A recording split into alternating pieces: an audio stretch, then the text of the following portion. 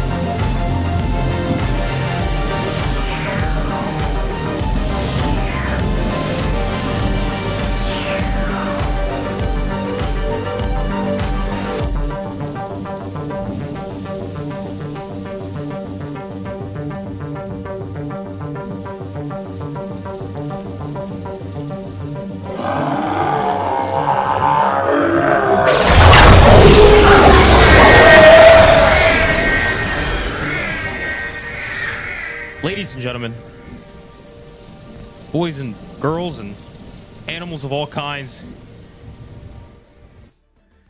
what's up? It's been a minute. Back. It's been a long minute. I'm also posting something on the story real quick, and it's successfully posted. Whoa. Hi. Is this thing on? Yeah, can you... Okay, first of all, can y'all see us? Can y'all hear us? We're dealing with... I would say, like, we're dealing with technical issues, but the problem is... Or the fact, really, is that we always are, so this is not really new. If you guys have been with us through everything, you know this is kind of normal. So, this is planned. We planned this. We wanted it to stay normal. But I want to make sure audio, visuals, everything's good.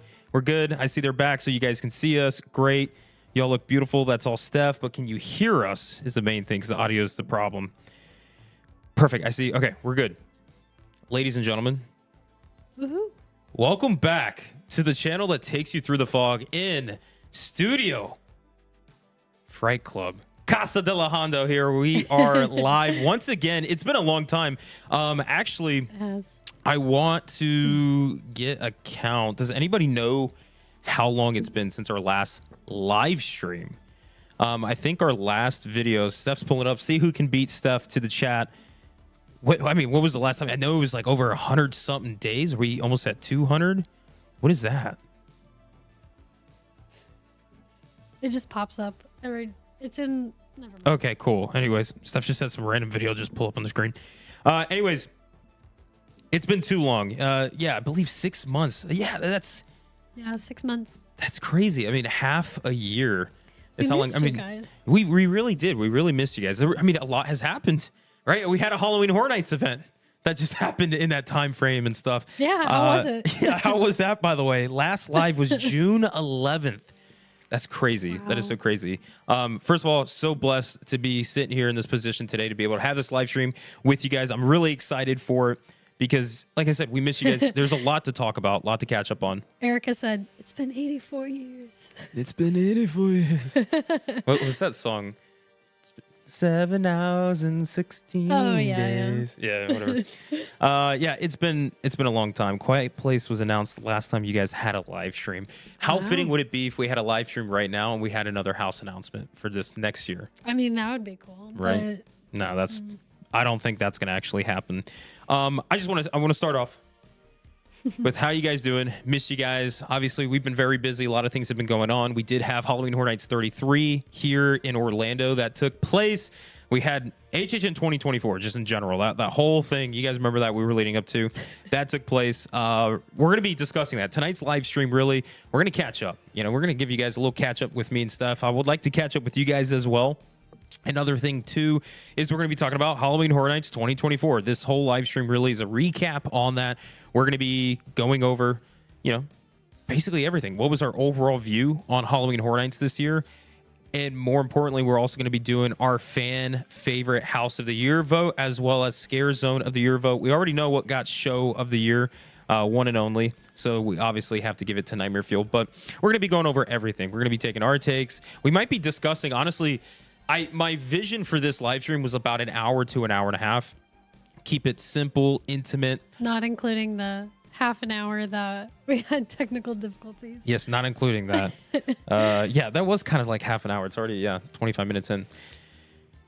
But it's like the more that I think about tonight's live stream, this could go really long. I'm going to try to keep it condensed. We're going to try to keep it around an hour, hour and a half, and just really hit the main points in our live stream, because we really could discuss every single thing. Since we've kind of been MIA with you guys, we can talk about each individual house. We can really dive into it. We can talk about what we really liked about what they brought to the event, and then really get into like the fan votes and all that stuff. So we'll be talking about that. And then later in the stream, after we get in that, we'll talk about the wins overall from this year's Halloween Horror Nights.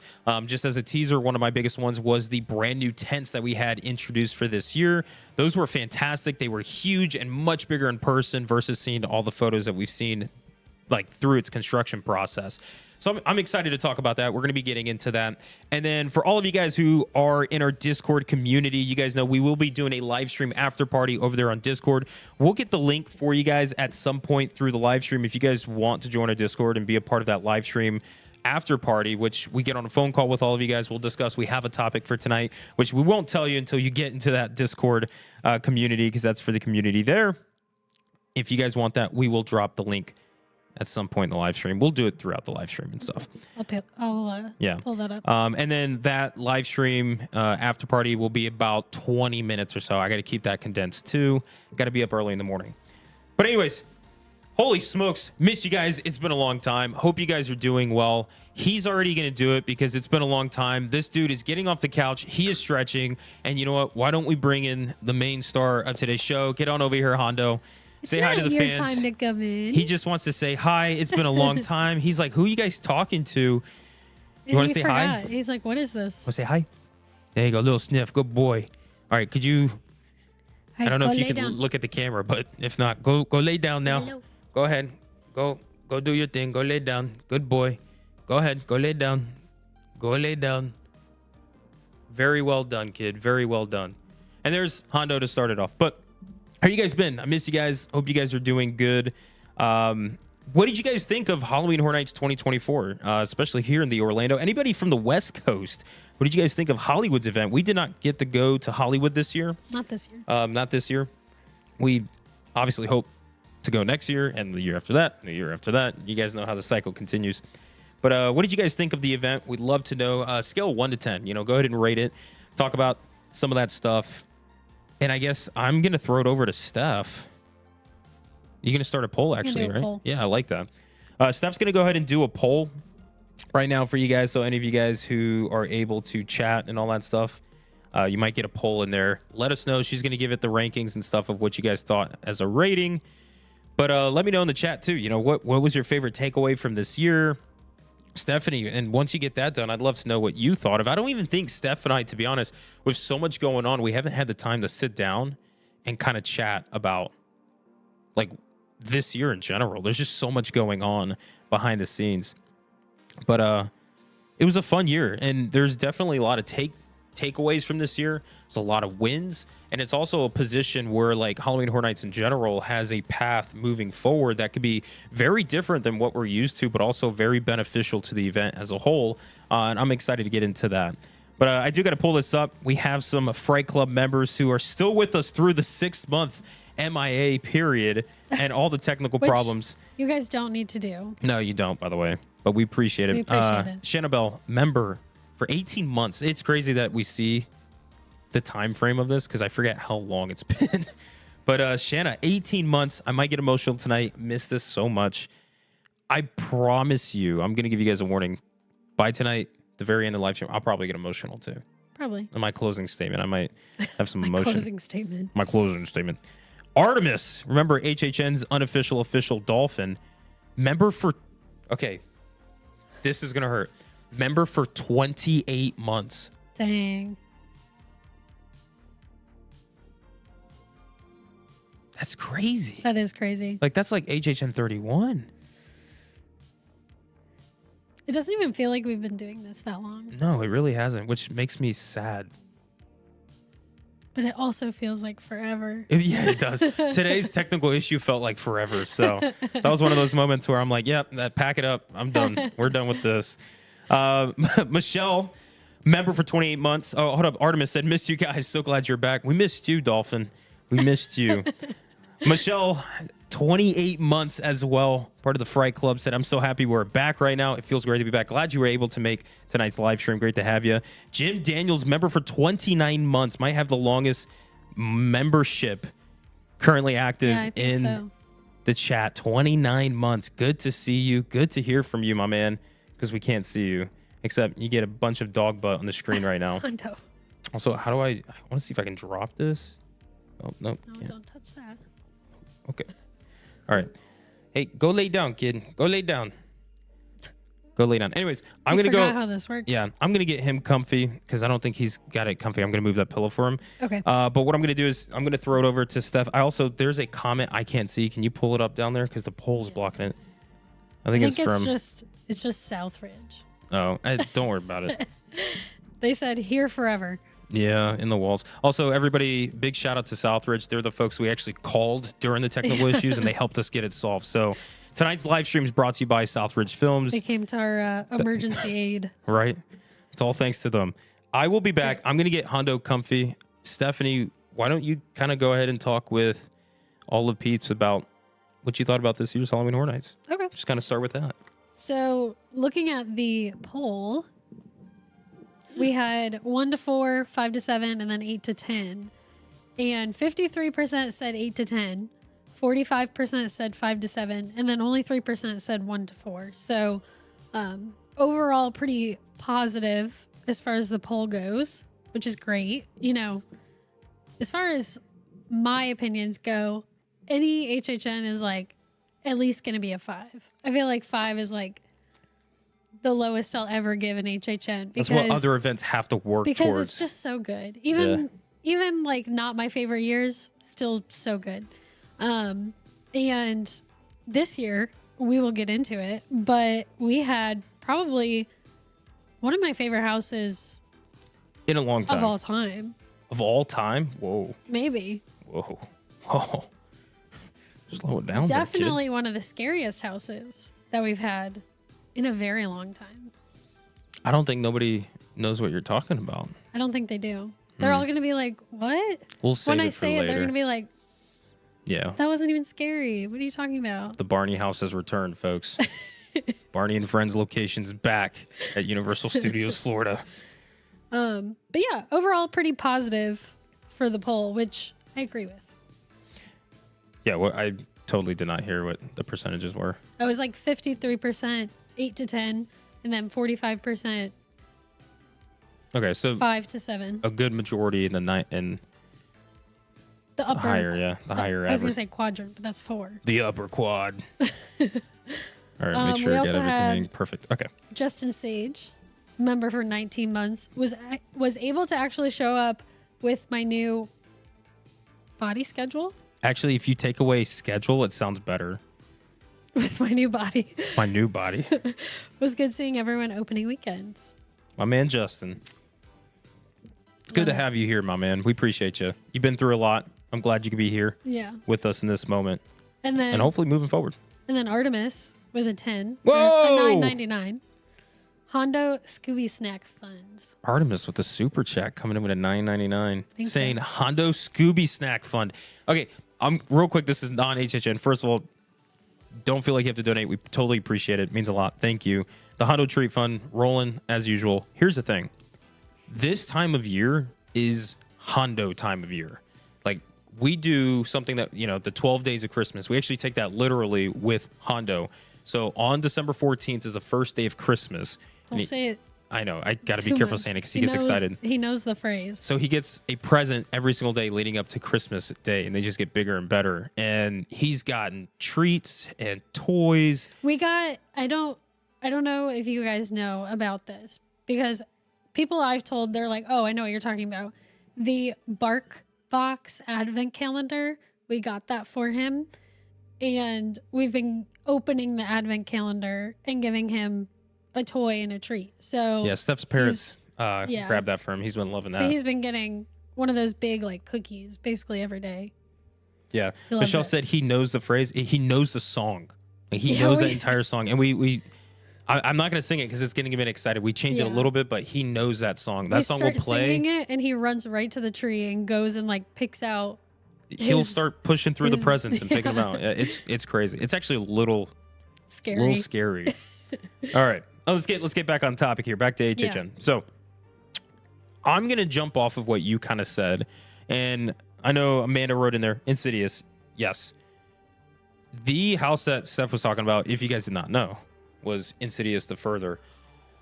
This was one of those houses, haunted houses, that we got to experience. And I remember the first time we went through it together. It was one of those haunted houses that coming out of that house, and this is from opening night, right? Excuse me. Heartburn back on schedule. These are one of those haunted houses that opening night, we came out of the house and I was like, this is really good. This is really good.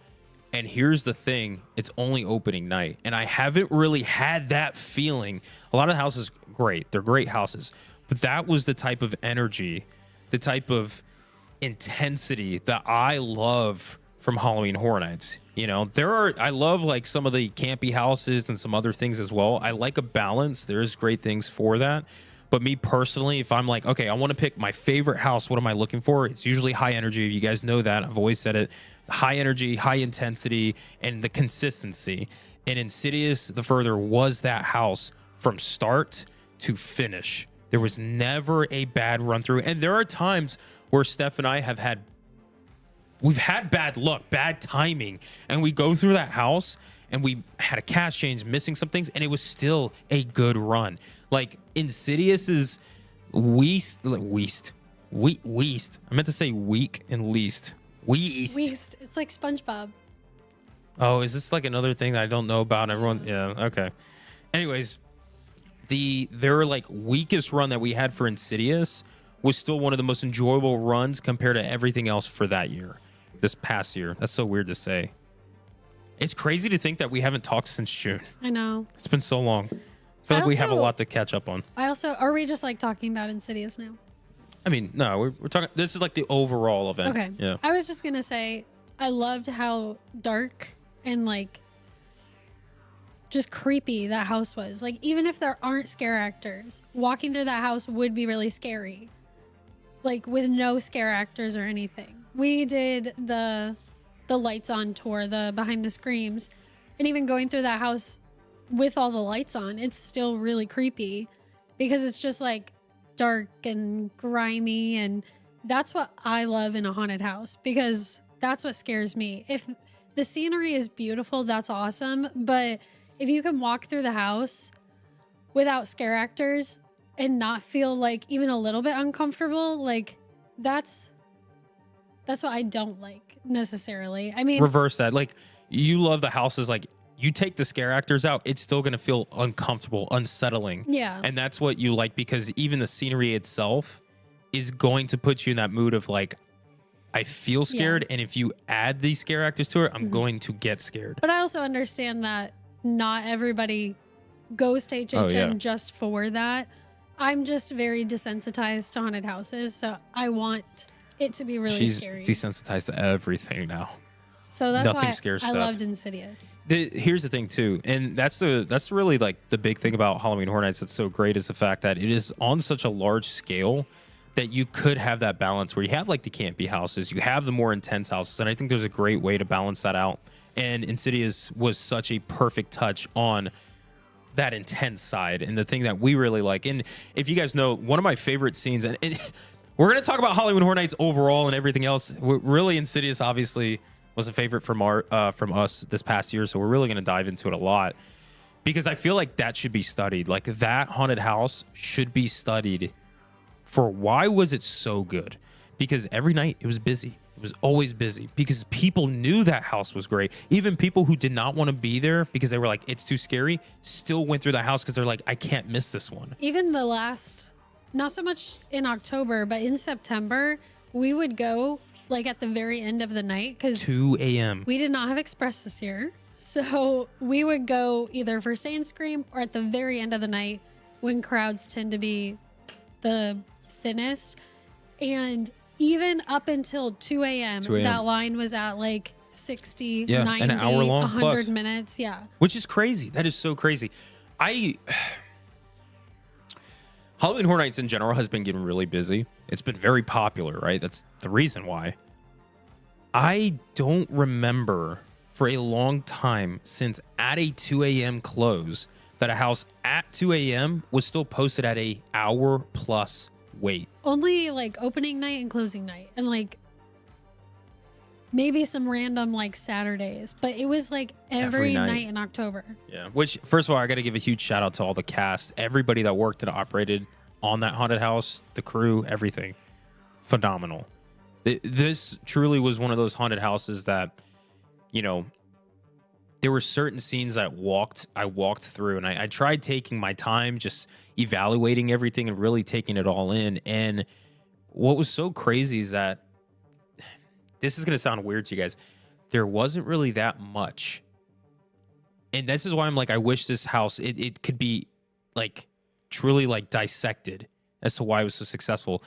A lot of the scenes that made people feel uncomfortable, unsettling. Obviously, the music's a huge part of it. Music is a huge part of everything. The music in Insidious, as well as this haunted house, is that violent screeching. It's just that in that pitch, and everything feels unsettling with the music. You add in low lighting, very dark areas, but there wasn't a lot to look as in details. Like, oh, look at all these little pieces. No, it was just like a hallway that had like molding. It was decaying with the simple like curtain just draped there that also looked molding. It's like just the simplicity of it and how dark it was is what was so perfect about it. And honestly, one thing I really liked about it that I think is different than some of the houses we've been getting consistently the past few years is that it was just kind of a conglomerate of the different characters. And whatever setting was going to be scary for that character, and each scene was like, you rarely had the like victim characters. It was always kind of a monster, right? And I feel like that just made it so much scarier than if they were trying to tell the story of one of the movies where you have a setting that's not so scary, like outside of the context of a haunted house. Do you know what I mean? Can I throw something in there? Okay. When Insidious, The Further was announced, my excitement for it wasn't really that high. IP house, IPs usually do really good. They bring in fans. I've never seen the Insidious franchise, so I really don't know much about those films. However, what I really loved was the concept of not following the movies exactly, where it's like, okay, we're just going to take this film and follow it. It was basically the world itself. It just made the haunted house exist in the world itself, going into The Further and really playing on what is the potential and possibility while also being direct with the movies in a way where it's like, okay, we're not, breaking canon or anything like that crazy. It's like, this is exactly it. And there were some scenes too that matched some of the films. And I think that gives them the ability to then just be like, okay, what's going to be really scary? Yeah. Instead of like, okay, we have to have this scene from the movie in order for it to make sense with the plot. Yeah, yeah. Man, I'll tell you what, beautiful house. I love that. That haunted house was It was good. So good. It was really good. Let's not spend our entire overall. I know. Because there's so much more, I was actually going to segue that into, because they were talking about the like. Who's they? The chat. Well, y'all, someone said. Y'all talk in the chat? I don't remember who said it, but I read someone say if you like the dark and the grimy, I would have liked Texas Chainsaw in Hollywood this year. Which I did like Texas Chainsaw 2 years ago. Do we have it 2 years ago? 3 technically. I just didn't 30. like the HHN 30, yeah. I didn't like the poop smell. Yeah, I don't like it. Smelled really bad in there, and that like turned me away from going in it. Yeah. But what I was going to say was I feel like people, the general consensus from this year, the like favorite houses were very split. And I heard a lot of like conflicting opinions about triplets. There were people who like were championing triplets, and then people who were like, it wasn't my favorite. That is one of the reasons why I really liked triplets, was because it was like that kind of like dark and grimy, like the scene right at the end where it's like the birthday. Yeah. The birthday party. I love that. And the thing too, with Triplets of Terror was there were some like comedic moments to it. It was taking a very dark story and having some of those light elements that if you're a fan of the horror genre in general, you would get and be like, huh, okay. Like you get, it's not just like dark, which we love sometimes, and obviously other people too, which that's Insidious. There's another type of dark kind of house. And what was so cool about Insidious and Triplets is that they shared the same soundstage. So what a soundstage, by the way, to have both of those. But I know that one was conflicting. I know some people said that they didn't like it. Some people said they loved it. I know some people who actually had that as their favorite house of the year, by the way. Yeah. And I think it's well-deserved because it is a great house. And what I love, too, is it really felt like what Triplets delivered to me was kind of that step back into time Halloween Horror Nights kind of thing. It felt like a traditional Halloween Horror Nights house. And I'm talking like maybe in the teens, like Halloween Horror Nights. And it was just something about it that I remember walking in just kind of being like, this feels like what a Halloween Horror Nights original haunted house should feel like. Yeah. And some people didn't really care for that. Some other people loved it. I personally loved it because being a huge fan of the event, especially in the history side as well, too, it's kind of like there's that like just traditional like haunted house feel. And it was just there's so much detail too that was in the house. I feel like a lot of people missed out. I'm not going to say here in the live and talk about it because we'll be here. If we were to break down every single haunted house tonight and talk about what we like, we'll be here a very long time. And I know you guys will probably be fine with it. However, depending potentially in the future, if we do more, we'll let you guys know. We might segue some of that there. Also, that's bothering me. Okay. I know. I don't know. I have to fix it. Yeah, Triplets of Terror.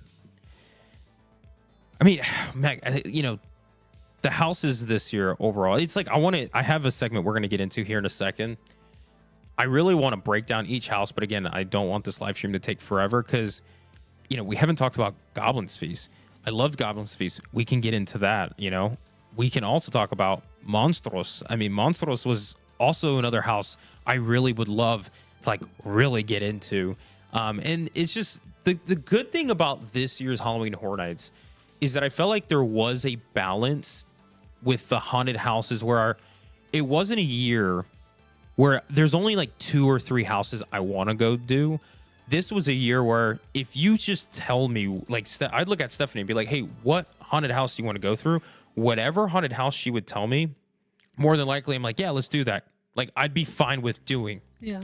This year, I think there was like 7 solid haunted houses that if you were just like, let's do these 7, I'm like, absolutely. And that's really good because to us, that gives us that rewritability, the return factor to it and value. I feel like had that when it came to those haunted houses because, I'll name them right off the bat. Some of my favorite ones: Insidious, Goblin's Feast, Monstros. I mean, even Monsters. I liked Monsters too for a lot of the aesthetic purposes on that. Major Sweets, Candy Factory. First of all, Amazing. huge. And we're really going to get into that house is one of those where we get into the segment about big wins this year. That's going to be one of those that we're going to get into as well. Ghostbusters surprised me. Yeah, that surprised me. That one grew on us a lot. It did. And it was one of those things too where at first I was like, we'll see, because I really liked the one in 2019. Mm-hmm. And Frozen Empire as a film wasn't my favorite film for the franchise, but that's one of those where it's like the later in the run, they really started, figuring it out, and it really just started hitting perfect. Well, and that's a very good example of one of those houses where if you're walking through it without any scare actors, it's probably not going to be super scary because it just looks like the movie.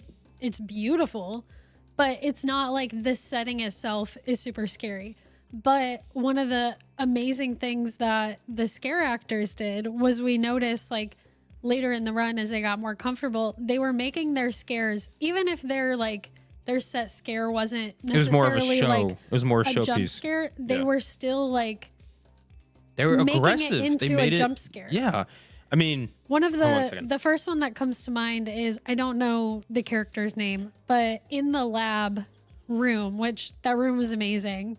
And I'm pretty sure on behind the Scream store, they said it's like the most accurate to the room film. that was the most accurate to the actual movie. But the first character that comes out, he's like the one scientist guy, and he has all the marshmallows all over him. His scare is just, he's kind of like just brushing the marshmallows off of him, but he would like jump out to like brush them off and almost like make a motion towards you. So when you're coming through, it startles it's a little startling in a way. Yeah. Which I love that because like, even if your scare is not necessarily like a big jump scare, you can make it into something that is like to startle people, and I love that. Yeah, and they were a lot of the scare actors in that house were doing that. Yeah, and that's really the thing that Steph and I, obviously, if you're new here, hello, Steph and I, we love high intensity, high energy, and that's one of those houses where you look at it going through without any scare actors. You're like, okay, how can we make this scary though? The scare actors found the way, and it's exactly the point that Stephanie said was. You have a scare actor whose their job is more of a showpiece. It's getting you set for the environment you're going to be in and the story that it's telling. And they still found a way. Lay down. I'm not calling you. Nope. It's not your point. Sorry. Anybody who's joining is like, because I'm looking right at the camera. Like, who am I talking to? I'm talking to you. Lay down. All animals that can hear me right now from the live stream, just lay down. Just hang on. So, anyways, back to what I was saying. This house found a perfect way for those show elements to have that intensity, that energy, that quick motion, where it's that startling. So as you're walking through, you see them, you're not expecting anything, and they still kind of like give you that little bit like, oh, okay.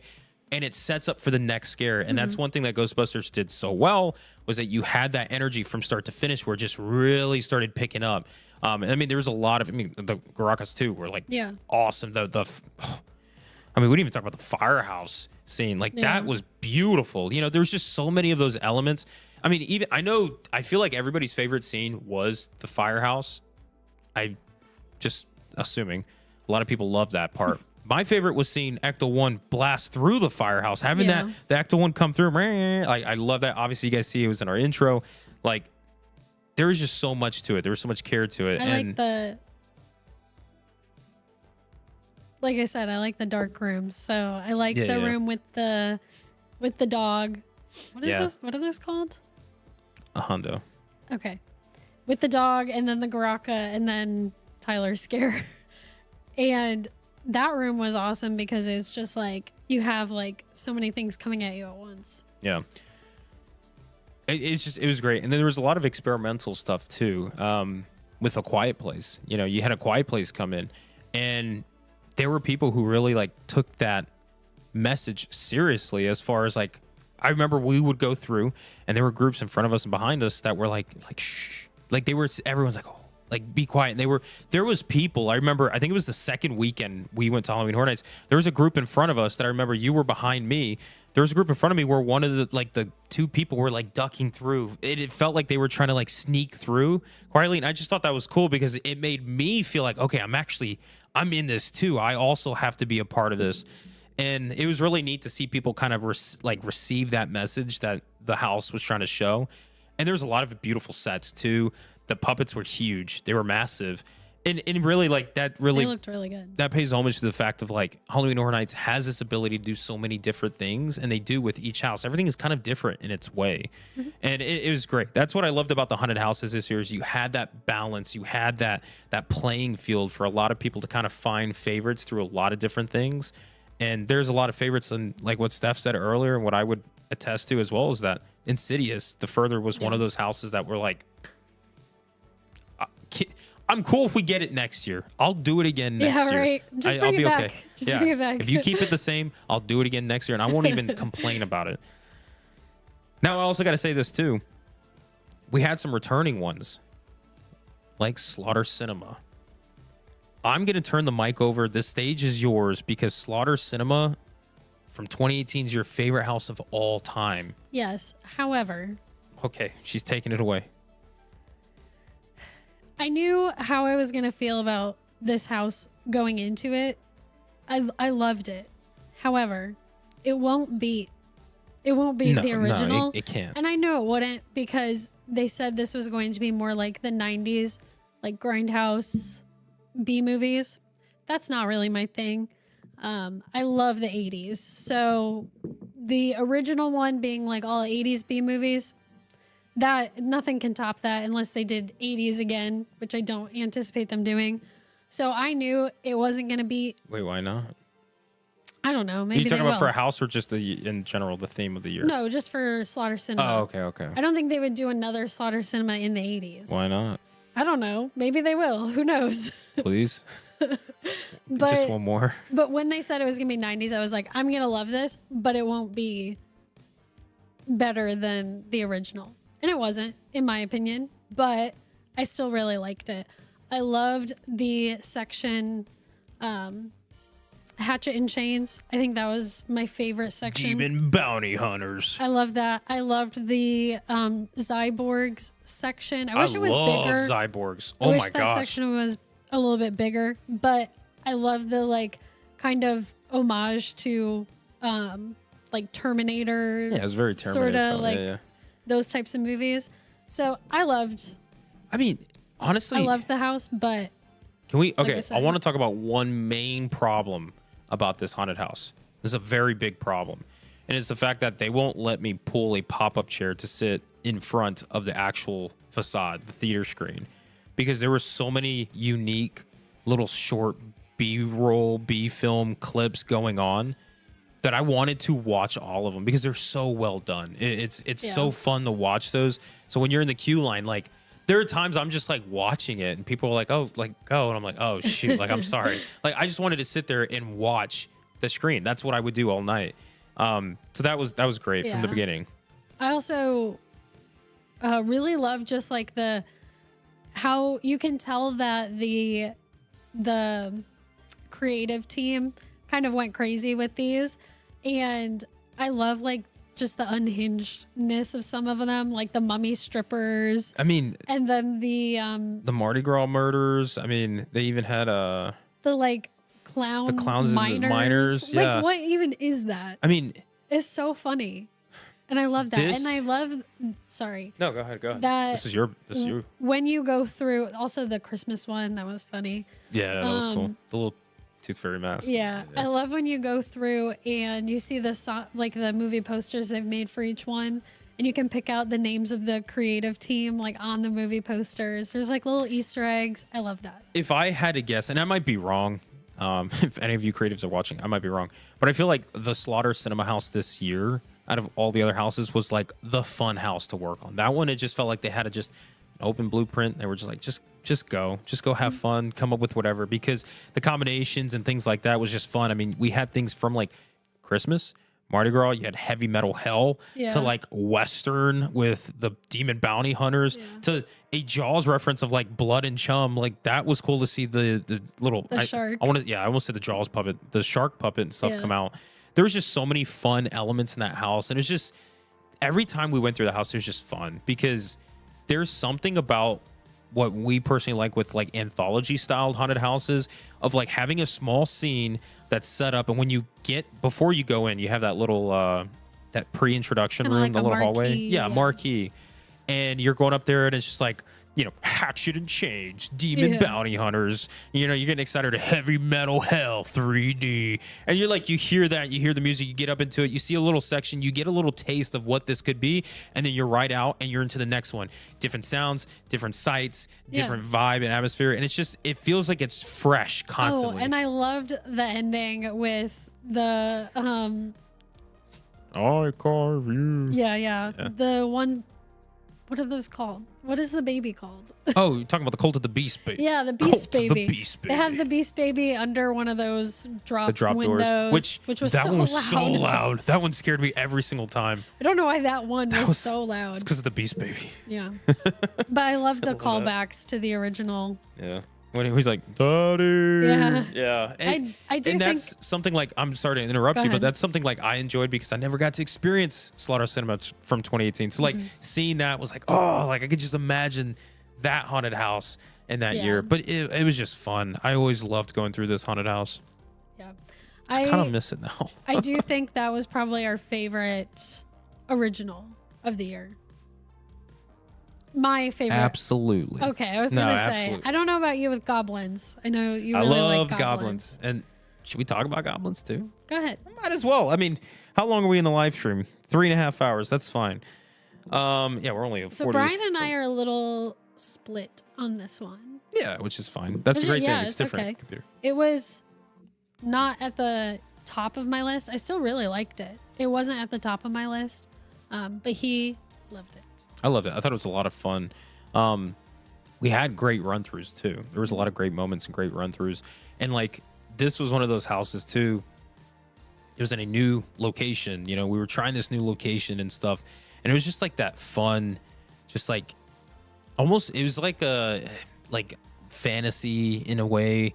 And just kind of like twisting some stories like that I found unique and all the details to it. There was a lot of details in this house. Oh yeah, and the effects. Yeah, and the were effects great in this house. And what I love too, what this haunted house did so well that I truly appreciate, I truly do, is when they have actual physical sets that are outdoors. So like the woodlands and things like that, where we were surrounded by trees. So I felt like I was actually in that setting. I really love that versus just like a screen or a scrim or just like a backdrop, something like that. I love when we get those actual like trees everywhere, and the scale too. One of my favorite scenes from this haunted house was when we were kind of coming out from like the underground or whatever, you know, like the little tunnel, when we came out, and then you had the castle there with, you know, the big statue just standing there too. And then they had that scare that came out that was timed perfectly.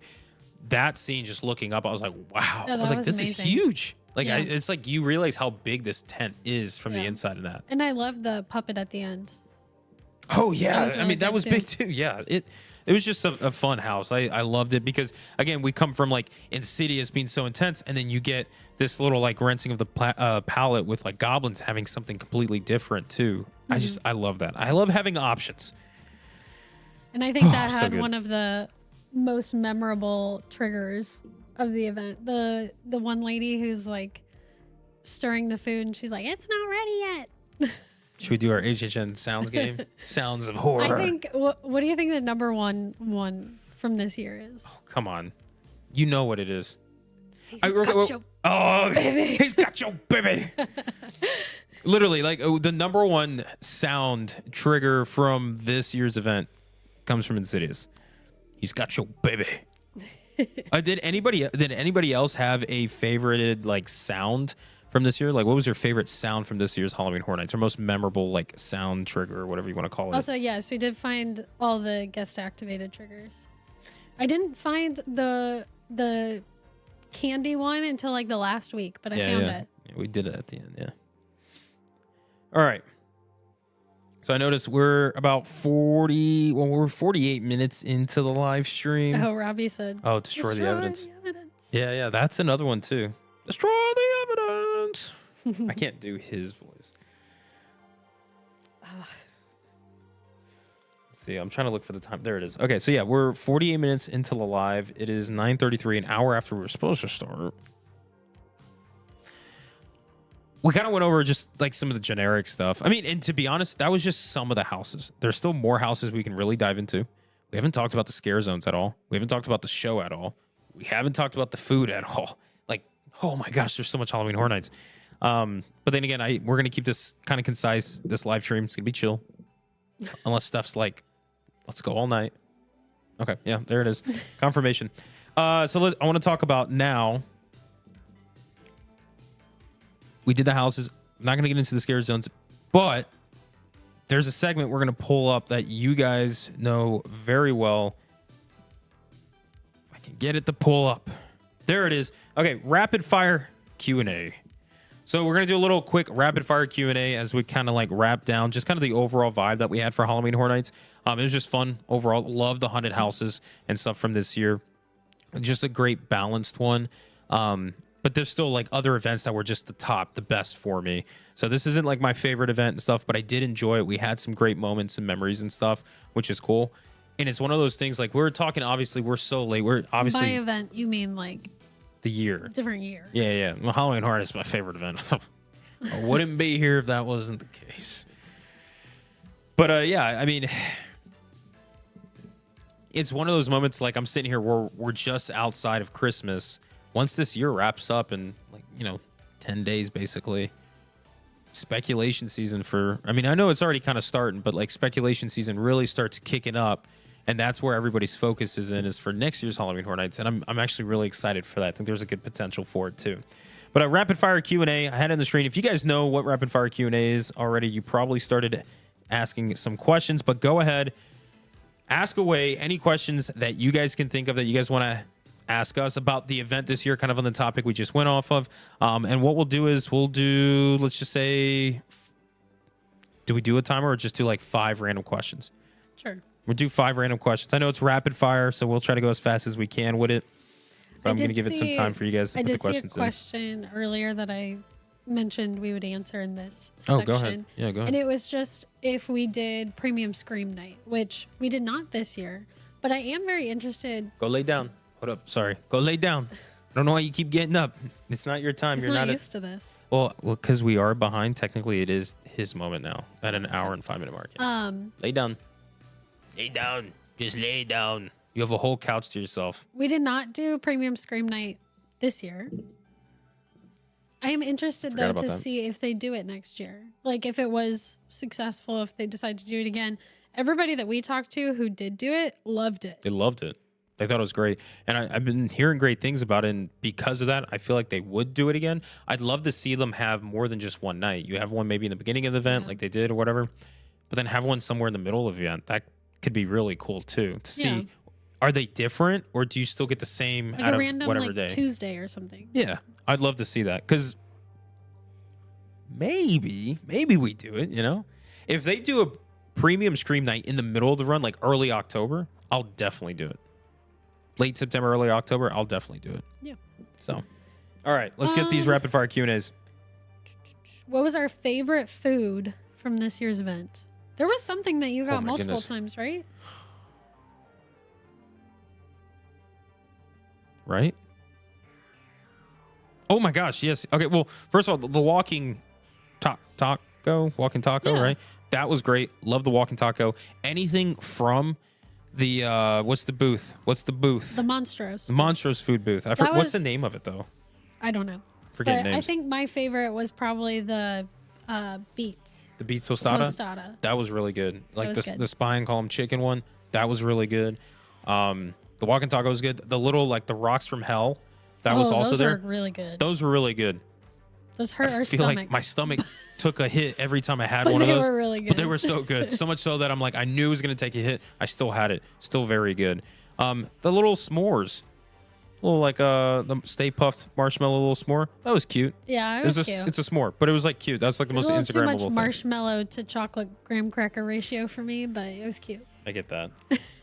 Anyway, so yeah, let's go that rapid fire Q&A. I would say that. All right, next question. Thoughts on the tribute store? We liked it. I'm blanking on the tribute to store. remember I know, what right? it was. No, I remember we liked it. Yeah, my favorite thing from the tribute store is that it actually holds one of my favorite photos that we got at this past year's event. So I've had this really cool photo. There was a lot of like that neon, and I like love the that neon, neon. yeah. Like neon and Halloween Horror Nights is just, they should always be. Period. Yeah, I agree. Tribute store was cool. It was unique. The facade, I wish we could have kept the facade the way it was at the very beginning. I get it, makes sense. But anyways, like going through and stuff, there's just a lot of detail. Tribute store always rocks.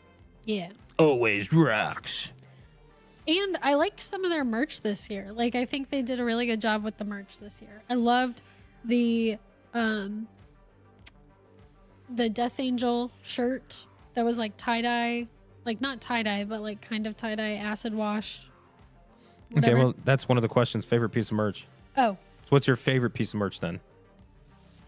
Probably that. Okay. I also really like the Eternal Bloodlines like cropped hoodie that they had. I tried to get it when they did their big discounts at the end of the run, but they only had like an extra small, so I didn't get that. But I did really like it. Okay. Oh yeah, let's and see. the Melstein annual pass holder shirt was cool. All right, let's do one more question for the rapid fire Q&A. Trying to find a question. It's all just like comments. You guys are failing us. I also I think I'm way behind too. Oh, I did see, I think Robbie asked, if you could have been a scare actor this year, where would you have wanted to be placed? And then in parentheses, maybe besides Insidious.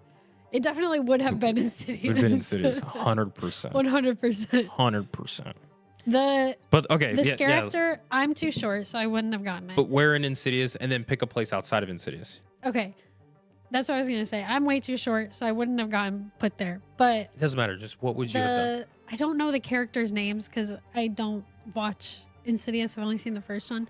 But the old lady in the dress. The black dress? Yes. In the room with all the mannequins that are wrapped up. And then she turns and runs down the hallway. That was mine. That one. That was mine. You just did it because that was mine. You stole mine. Sorry. It's okay. That's I love one of the that. Or one of the red-faced demons in the curtain hallway. The gauntlet.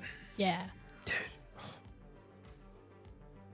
They probably had so much fun. I'm gonna be honest. If we can do more live streams in the future, I would be okay with dedicating a full live stream to just Insidious the Further, like that haunted house.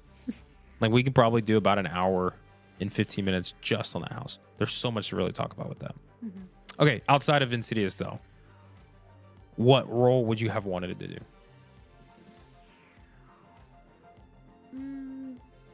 In a house. Anywhere. House, scare zone, show, ticketing booth. I mean, show. I'd be a Nightmare Film. But You want to do Nightmare Film? Nocturnal that would Circus? be fun. But That was awesome too, by the way. I don't know. We haven't even talked about that. I don't know. I probably Slaughter Cinema just because it's Slaughter Cinema. But I don't know where in that house. I would say Slaughter Cinema for sure. I would love to do I would love to be in Zyborgs because it's fun, but also Demon Bounty Hunters was pretty cool too. Yeah. I'd want to be one of the demons. One of the demons, that first one on the right that pops out. Because that's the technically. Yeah, that's the only one. Yeah. Unless you want to be the one just hanging. That sounds fun. all you gotta do is just stand there. Oh, mummy stripper. Mummy stripper. No, thank you. I'm good. Thanks for asking. I appreciate it. Anyways, okay, so yeah, rapid fire Q&A. That got that segment. But now what we need to do is move into our next segment, which is actually going to be doing the fan vote for House of the Year and Scare Zone of the Year. If you guys don't mind, could you please let us know what the House and Scare Zone of the Year was from Universal this year? Because I don't remember. Was it Insidious and Torture Fair, right? Not Or Torture, Demon but Queens. Demon Queens. Okay, there you go. Well, then I just announced our fan favorite ones. Those were my favorite. There you go. Congratulations. How do you want me to do Okay, so what we're going to do is I'm going to randomly pull We're going to do the scare zones first, and then we'll do the haunted houses next. So Stephanie's going to put a poll up, and they're going to go head to head, right? These scare zones are going to go head to head. Same with the houses. We're going to go have them head to head, and you guys are going to vote on which one you liked out of the pairing, and that one's going to move on to the next round. I don't have a crazy anything for you guys on the screen for like visuals, so you're just going to have to bear with us and trust that we got this. Okay. So the first one. Okay, so let's do, you know what? Hey, screw it. Let's have the two big ones go head to head. Let's have New York versus Hollywood. So we have Torture Fair versus Demon Queens. Which scare zone out of those two did you enjoy the most and that you would vote to be I guess I would say the finalist, but the winner for scare zone of the year? So out of those two, which one's going to move on? So we'll do that for like, let's say 45 seconds. We'll have that poll up and then we'll close it down. We'll move on to the next.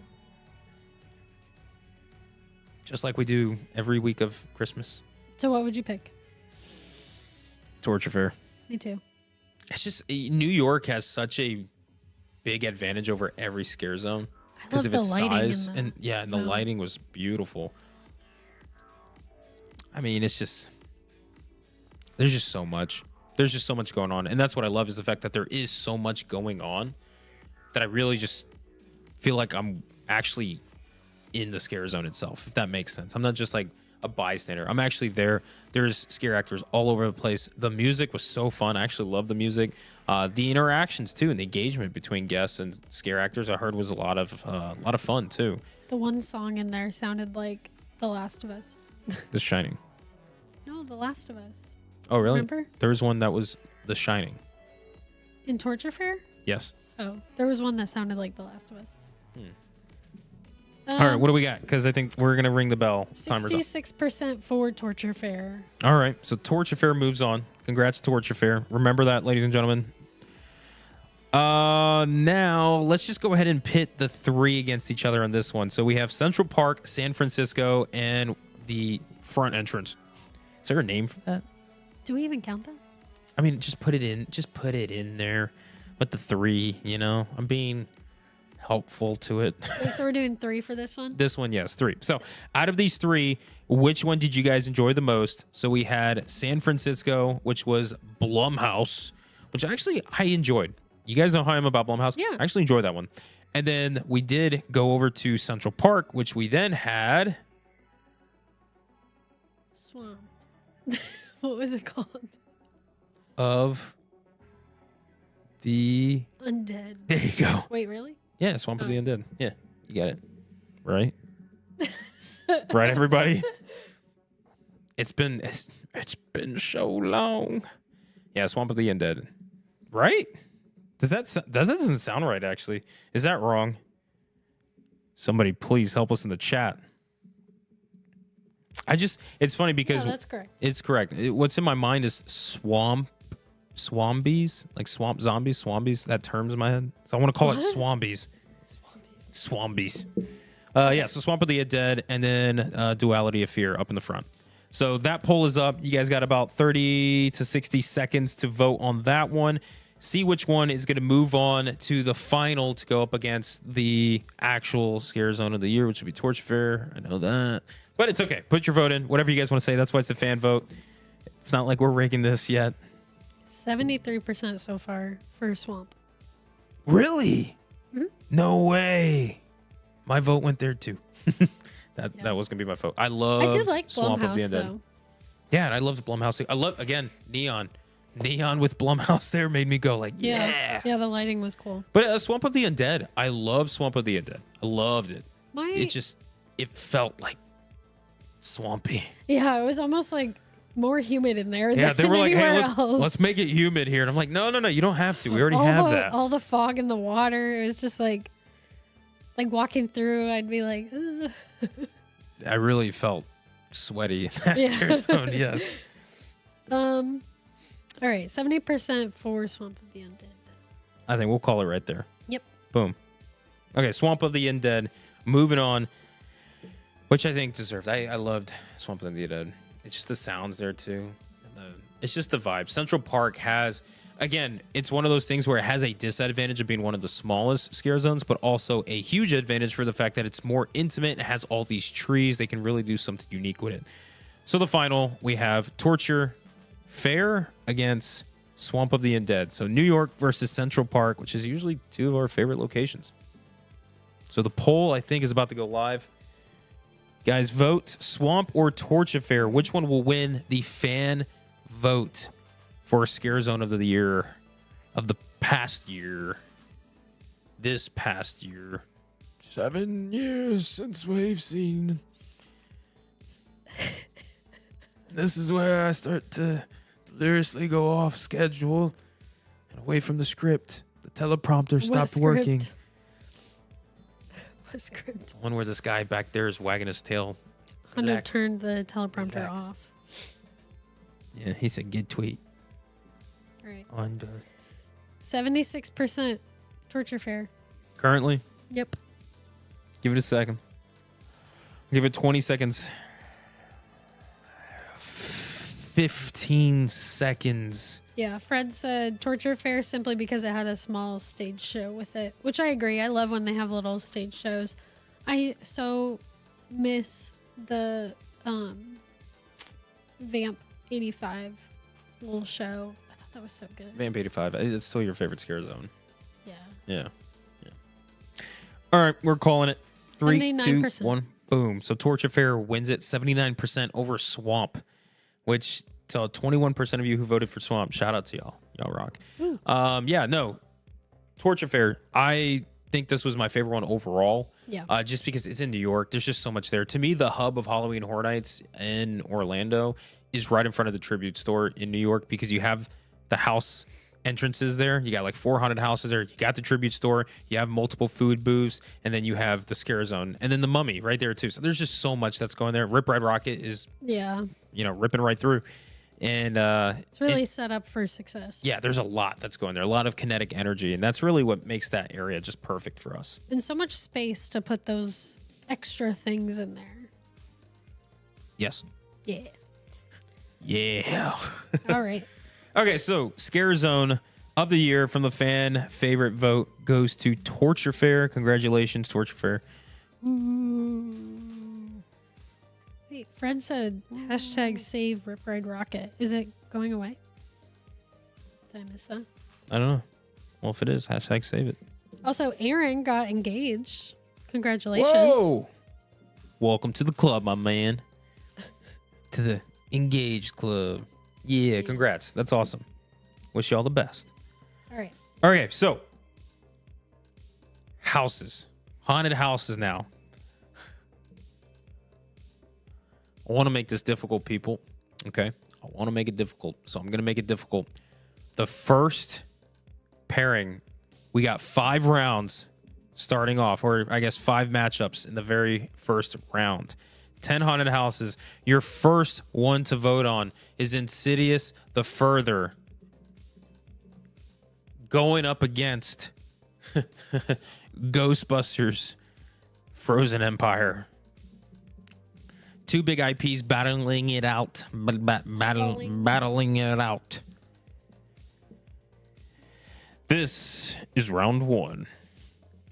I would give it to Insidious. Me too. Again, it's so sad. Insidious was our favorite one, so no matter what it goes up to, it's gonna win. It's gonna hurt when Insidious goes up against Slaughter Cinema if that happens, because that one hurts. Because I love Slaughter Cinema too, but Insidious was just that. Oh, So good. they were. I would go through Slaughter and Insidious every single night, and I would do them again next year if they brought them back. But what I look for in a haunted house is Insidious. And Insidious delivers that. So that's what I'm saying. It's like apples and oranges. It's very hard to compare the two. They're both round. 77% Insidious. Currently, huh? Mm-hmm. Wow. Is Tyler here? Don't let him know. Yeah, it's actually cold here in Florida. People are flabbergasted that you're wearing pants. I thought you didn't want to see my legs. Yeah, Chris was always making fun of Brian for having his legs out. No, he's just jealous of Brian for having his legs out. Let's be real. Okay, so 1 minute into the vote. I think Insidious has got this. What's the percentage right now?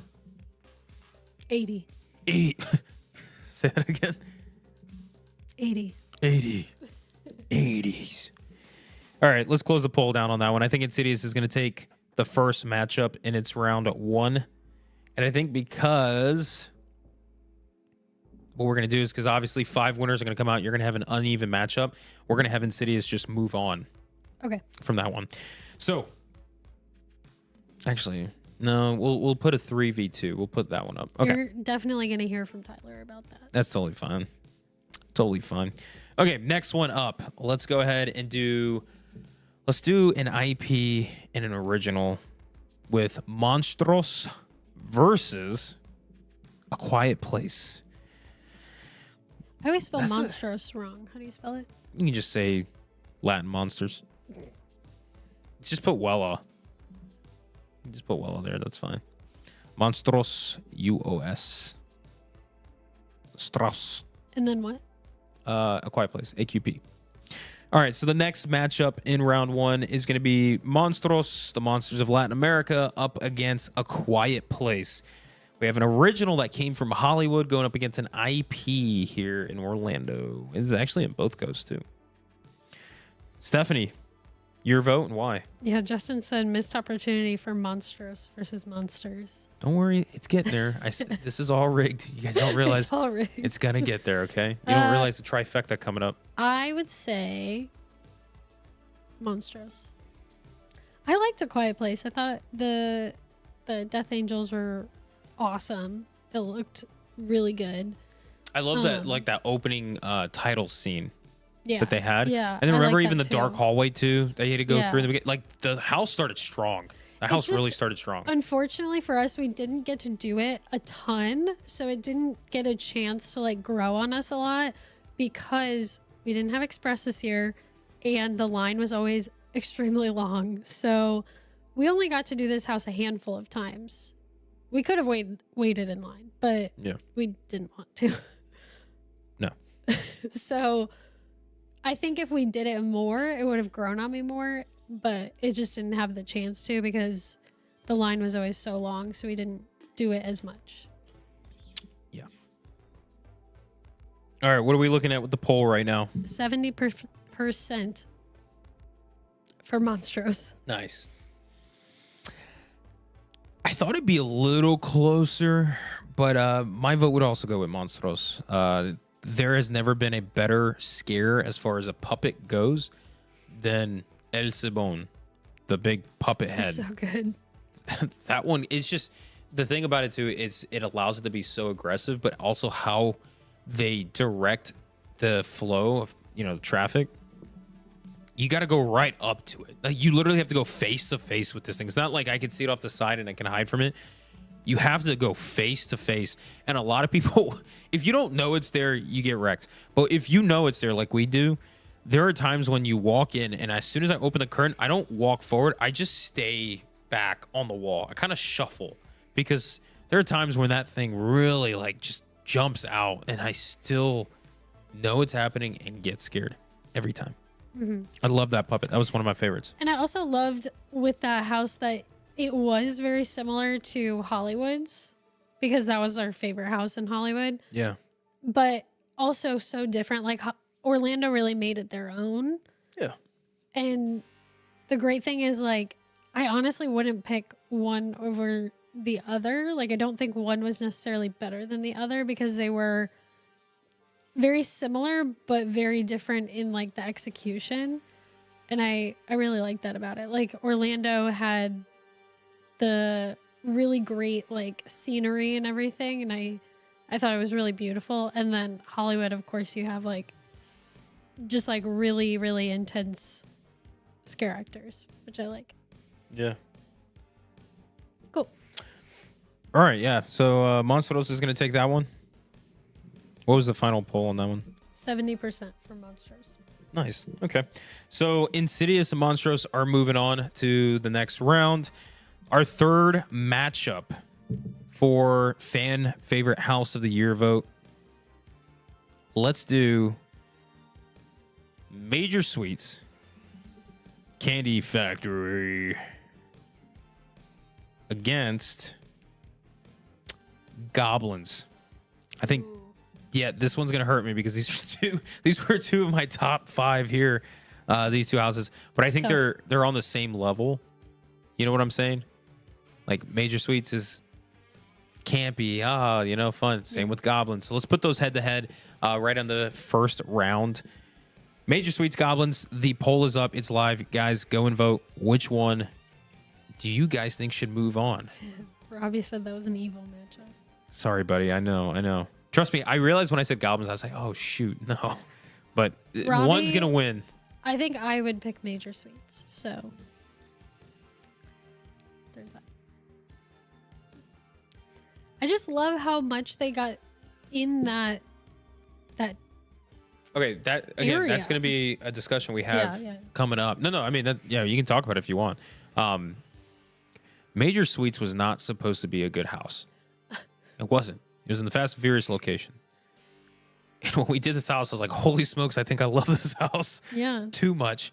It is just so well done. There's just so much that they put in that area, and the cast. These characters, y'all rocked, man. I'm going to be honest. You guys rocked every single time. There's a lot of energy from y'all. Oh, I hate this. But I'm going to have to give Major Suites my vote. Really? I loved Goblin's Feast. I really did. It really came down to the fact that I felt like we had more run-throughs through Major Suites where the energy was just a little bit higher. Mm-hmm. There was one scene in Goblin's Feast that will win always for me, and that's when they were just constant. But if they weren't there, Major Suites takes the cake. There you go. You like that? Takes the cake. Yeah. Just don't eat it. What are we looking at right now? We're a minute into the vote. I don't know what the percentage is. How's it looking? 65% for goblins. Whoa!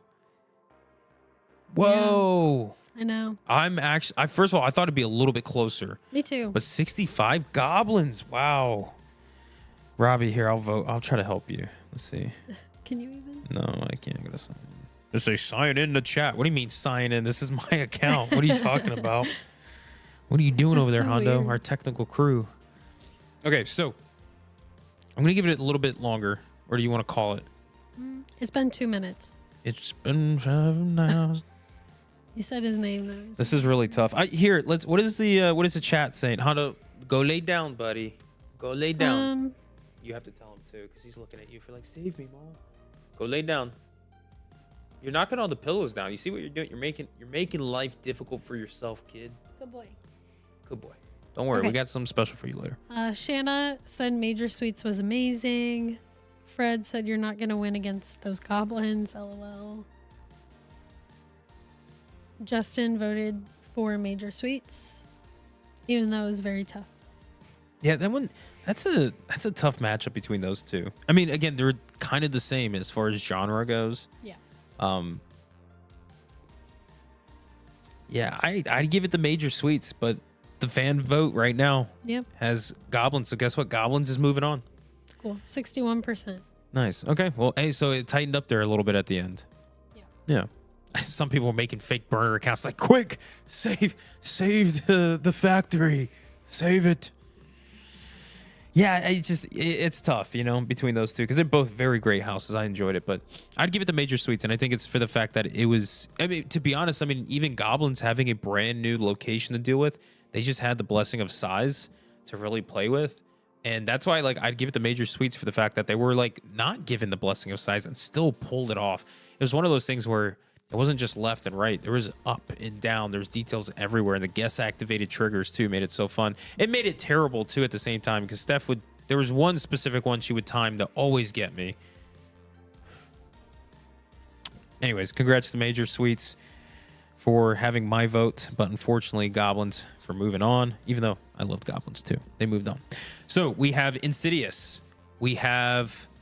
You guys paying attention? Who won? Monstrous. Yeah, Monstrous and then Goblin's Feast. So those are 3 moving on so far. But the next one that we have, we're going to pair up Slaughter Cinema. This is a finalist in my opinion. Slaughter Cinema. Let's make this difficult. Slaughter Cinema versus Monsters. Those two. which one were you going with and why? Slaughter Cinema. Okay, cool. Glad we got that one off our chest. Ladies and gentlemen, Steph and I both vote Slaughter Cinema 2 when it comes to these two head-to-head. The Should vote we is be live. telling them? Are we like kind of rigging it if we tell them? No, that's what our vote is. Okay. We voted for Major Sweets and it lost. That's so true. That's true. unless our rig is to make it seem like we're not rigging it because we decided to pick one we know was going to lose, even though we didn't really think that one was going to Yeah, lose. that's true. Anyways, conspiracy, go for it. I thought Monsters was very pretty. Anyway, Slaughter Cinema 2, man. Like, some of the scenes in Slaughter Cinema 2, we talked earlier, it's just fun. It was just so much fun. I love the energy in it. There's some really good scares, too. A lot of scare actors, very aggressive. I'd give it to that. Yeah. Same. Yeah. Right. But see, 82 again, I want to say, like, Monsters, though, like, was one of those houses that grew on me the more I went through, to be honest. Yeah. Again, very beautiful house. And I love the idea of Van Helsing, having the Van Helsing name brought into it because it opens up the possibility of more things. Oh yeah, I loved the like Dracula's castle area. Loved that. It was huge. It was huge too. We get to do the Unmasking the Horror tour. Yeah. And being in that room was like, whoa, I like loved this is big. The design of, I don't remember which one is which, but the Dracula either daughter or whatever. Dracula's daughter, yeah. But not the mask, the prosthetic. I love the design of that character. Yeah, I agree. Really, that whole house was beautiful. Here's the reason why. I'm going to tell you why Monsters doesn't get my vote. You guys know how I am. I mean, I'm repping Dark Universe, Dracula. We're repping stuff, right? Here's the reason why. Because every time we went through that house, we just did not have the right timing. Halloween Horror Nights is one of those unfortunate things because if you go like one time only for the year, if you don't get a good run through, like the proper timing, you'll think of that house less than what a lot of other people may. I never got the bungee scare with she-wolf? never got it. Yeah, we missed it. The the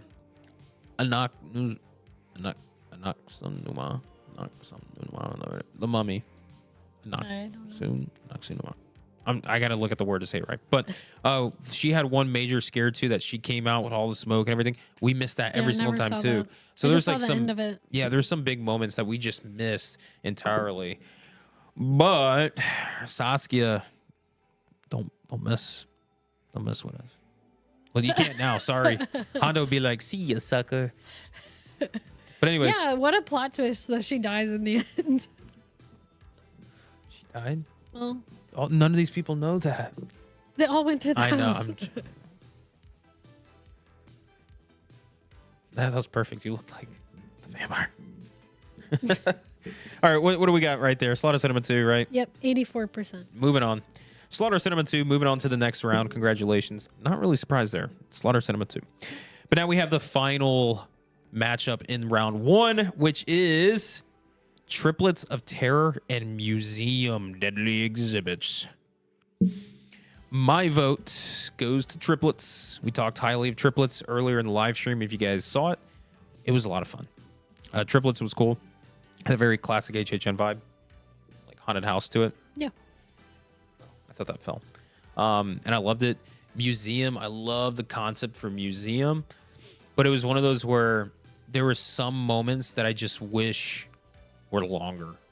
We also didn't really get good run-throughs of that. No, like, we that's could another tell, one, yeah. like, we could tell some of the scares were really good, but it was like two people ahead of us would get it. Behind us, ahead of us. And also, I think that house we went through the least amount of times, and I think half of those times we went through a cast change.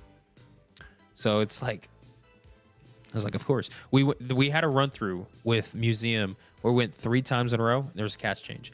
3 times in a row. So I think on the 3rd time, I was like, all right, maybe we're cursed. We can't actually do this house. Yeah. I would have also loved, like, the actual setting to be a little bit more, like, creepy, I guess. Maybe, like, I don't know. Because obviously it's a museum. It's supposed to be, like, nice looking. So, yeah. What do we got in the votes right now? 78% triplets.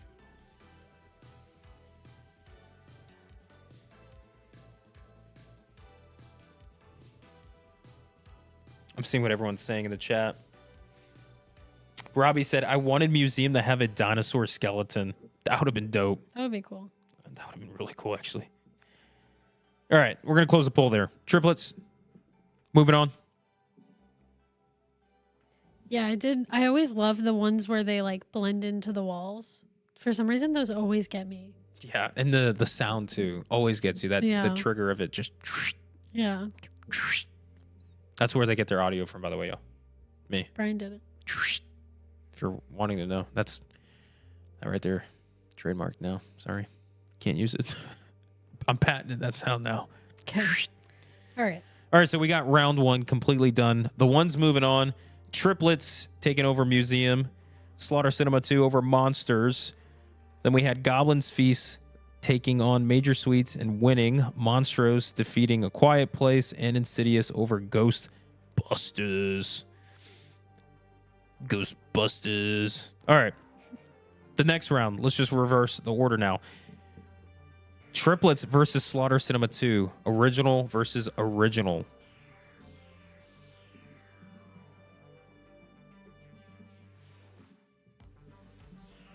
And add in there too,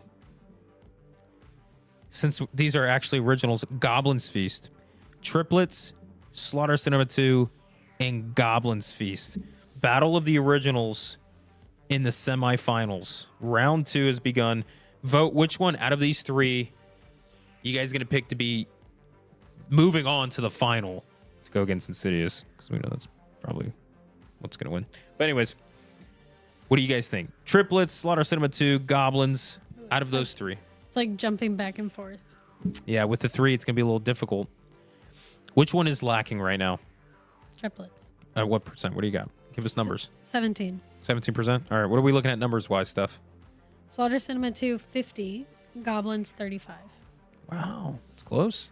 Yeah. A little closer than I'd like it to be, and surprised. I thought Slaughter would have at least a 65% on there. People like goblins. They did. People did. I love goblins. I goblins. like triplets, too. Yeah, and yeah, that's true. We'll give it a second. We'll let that go because I know that one's between three. They're going to be going back and forth on it. My vote, again, Slaughter Cinema 2. That was my second favorite house of this year's run. So I think, obviously, that one's going to get semis, but it had everything. Like everything I would want, how it would be, was great. They had great scares, too, to it. And like we talked about all three of these houses very highly. So cool. We're going to cut the poll off in 5, 4. Give us numbers. Give us numbers, actually. What are we looking? Percentages of close? 51% for Slaughter. 3, 2, 1. Closing the poll. Semifinals there. Slaughter Cinema is going to take it in round 2 over Goblins and Triplets in the battle of the originals there. And now we're going to have to move on to... Actually, I say the battle of the originals. Monstros is technically an original, but it's like a Hollywood IP in a way now itself. Anyways, the next matchup is Insidious against Monstros. Those two sound stages. Yeah. Just those two? Yeah, just those two. Insidious and Monstros, which one are you guys going to vote over the other to take on Slaughter Cinema 2 in the final for House of the Year? So Torch Affair, congratulations, got Scare Zone of the Year. We're currently working on House of the Year. If you guys just joining us, the fan, the fan favorite the vote. BFO fan vote. We're in your backyard voting kind of thing. Yeah, backyard baseball. I just don't want anybody to get confused because Demon Queens won the official Scare Zone of the Year. The unofficial, legality wise, if you look at it and break it down specifically, we're the official. Anyways, if you guys are just joining us, I forget to do this. It's been so long. If you guys are joining us, hey, what's up? Like, we're here. We're alive, right? We're just recapping Halloween Horror Nights 33 specifically for Orlando. Just, not talking about Hollywood at the moment, but 2024 in general. We did a little overview, overall consensus, what we thought, what we talked about, favorite houses, things like that. And now we're breaking down the fan vote. So we're looking at our fan vote, who's going to win House of the Year and Scare Zone of the Year. We're doing the houses at the moment. Torch Affair won. The Scare Zone won. Show is going to go to Nightmare Fuel, obviously being the only show there. Unless Animal Actors did a nighttime show for Halloween Horror Nights, that one would win absolutely every single time, hands down, no questions. Thank you for asking no questions. We're moving on. That would win the best thing of the whole event. Period. Universal should do a Halloween overlay for animal actors where it's a little Halloween show. They for should them. do it during the day. They No, need yeah, to during the sleep. day, yeah. Yeah. No, I agree. I'm not saying like have them dogs out there at 2 a.m. running by. Come on. I know Hondo would all They be might, for it, yeah. but yeah, They might do it. stay. But no, like during the day, like just do a little Halloween overlay. Like have them come out in little costumes, maybe put a little like cute Halloween music. They you know, should do that. Yeah, that'd be really cool. I'd love that. Maybe even a Christmas overlay too. You know, All right. We are at, oh yeah, that'd be cute. We're at 84% for Insidious. I think we're gonna close that one off. I think that's safe to say. Yes. Insidious is just moving forward. For those of you who did not vote for Insidious, why? I want to know why. Why is the case?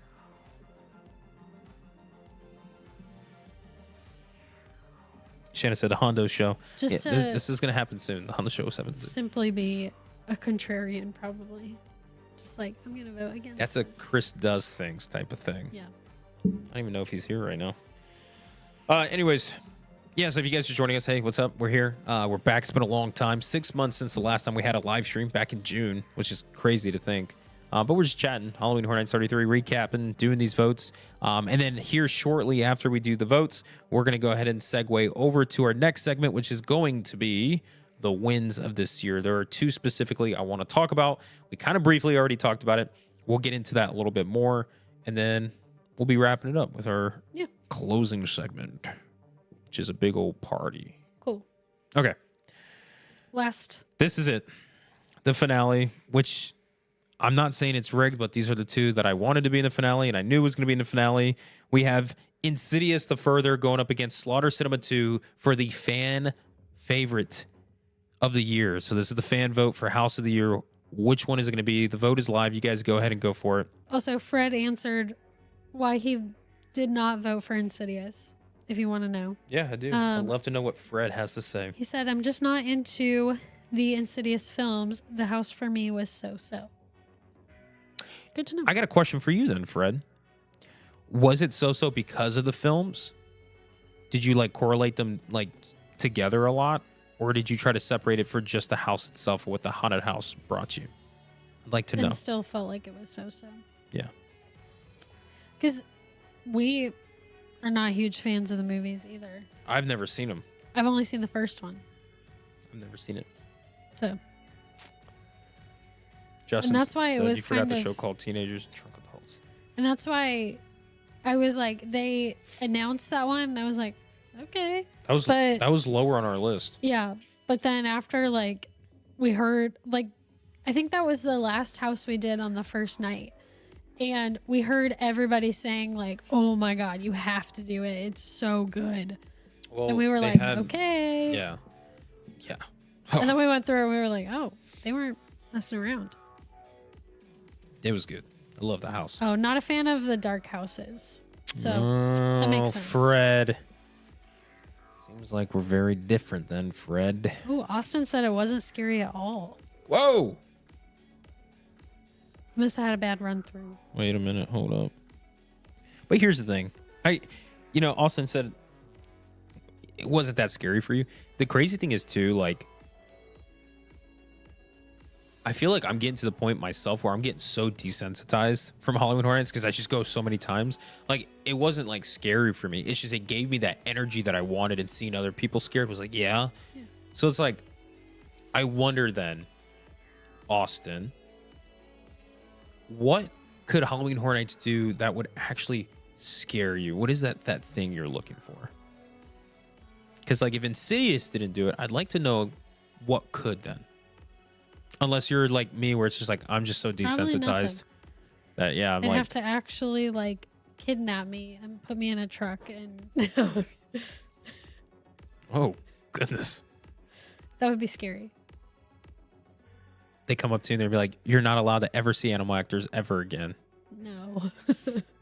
No. Okay, I'd be anyways, throwing hands. what are we looking at the final vote right now? What is percentages here? 81% Insidious. Oh! Supposed to be a little closer than that. But I mean, yeah, it's Nope. Insidious. I was thinking like a 65, 60-40, maybe 70-30. But 80 what? 3. 3. Good job. 3.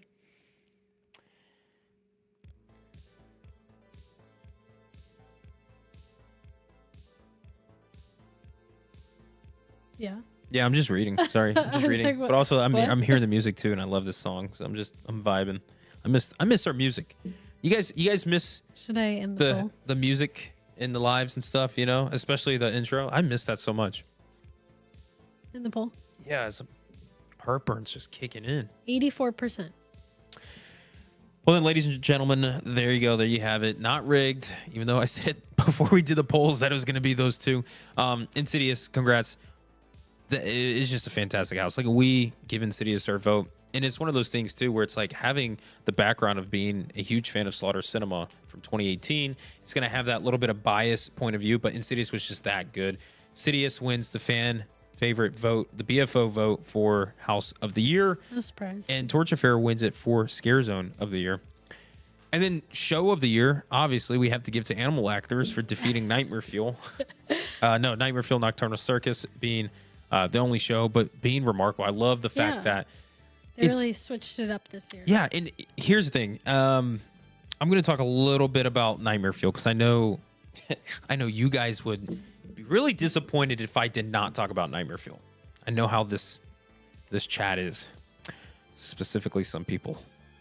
You know who I'm talking about. When you watch it, you'll know who I'm. Yeah. Anyways, you know. It's really hard to do a show every single year and somewhat make it different and unique and still keep to the brand. And that is something that I have like enjoyed about Nightmare Fuel in general, is the fact that the first time I ever watched that show for HHN 30, I was truly like, I was just shocked. I was like, that was awesome. The start of the show with the illusion of the bed, that scene, I remember I was like, holy smokes, what is this show going to be about? And every year they found a way to kind of plus it. And then last year they kind of completed that story that they had. Well, now they're presented with this year. It's like, what are you going to do now? And they went with this version of doing this thing called Nocturnal Circus. And what was so cool about it was the fact that it really did feel like you were at the circus, for the fact that there was just so much going on. There's just all these acrobatics and illusions and stunts and dancing and fire. Obviously, there's fire at Nightmare Fuel. There's always fire there. Yeah. And I think they did really good with keeping to the brand of Nightmare Fuel, but also being able to experiment and show some different things. And also like just kind of playing at the fact that they could do more. You know, there is more ability with Nightmare Fuel, and exactly what stories they could go, I don't know. But I'm excited because there's a huge fan base that's behind Nightmare Fuel, and the fact that they have so much talent within that show, it's like anybody could pick up and do anything with it. So it's like, I'd love to see them keep pushing that envelope if they continue to do it, because this past year was fun. I love that idea of that reoccurring nightmare with our protagonist, if you want to call him, the main character.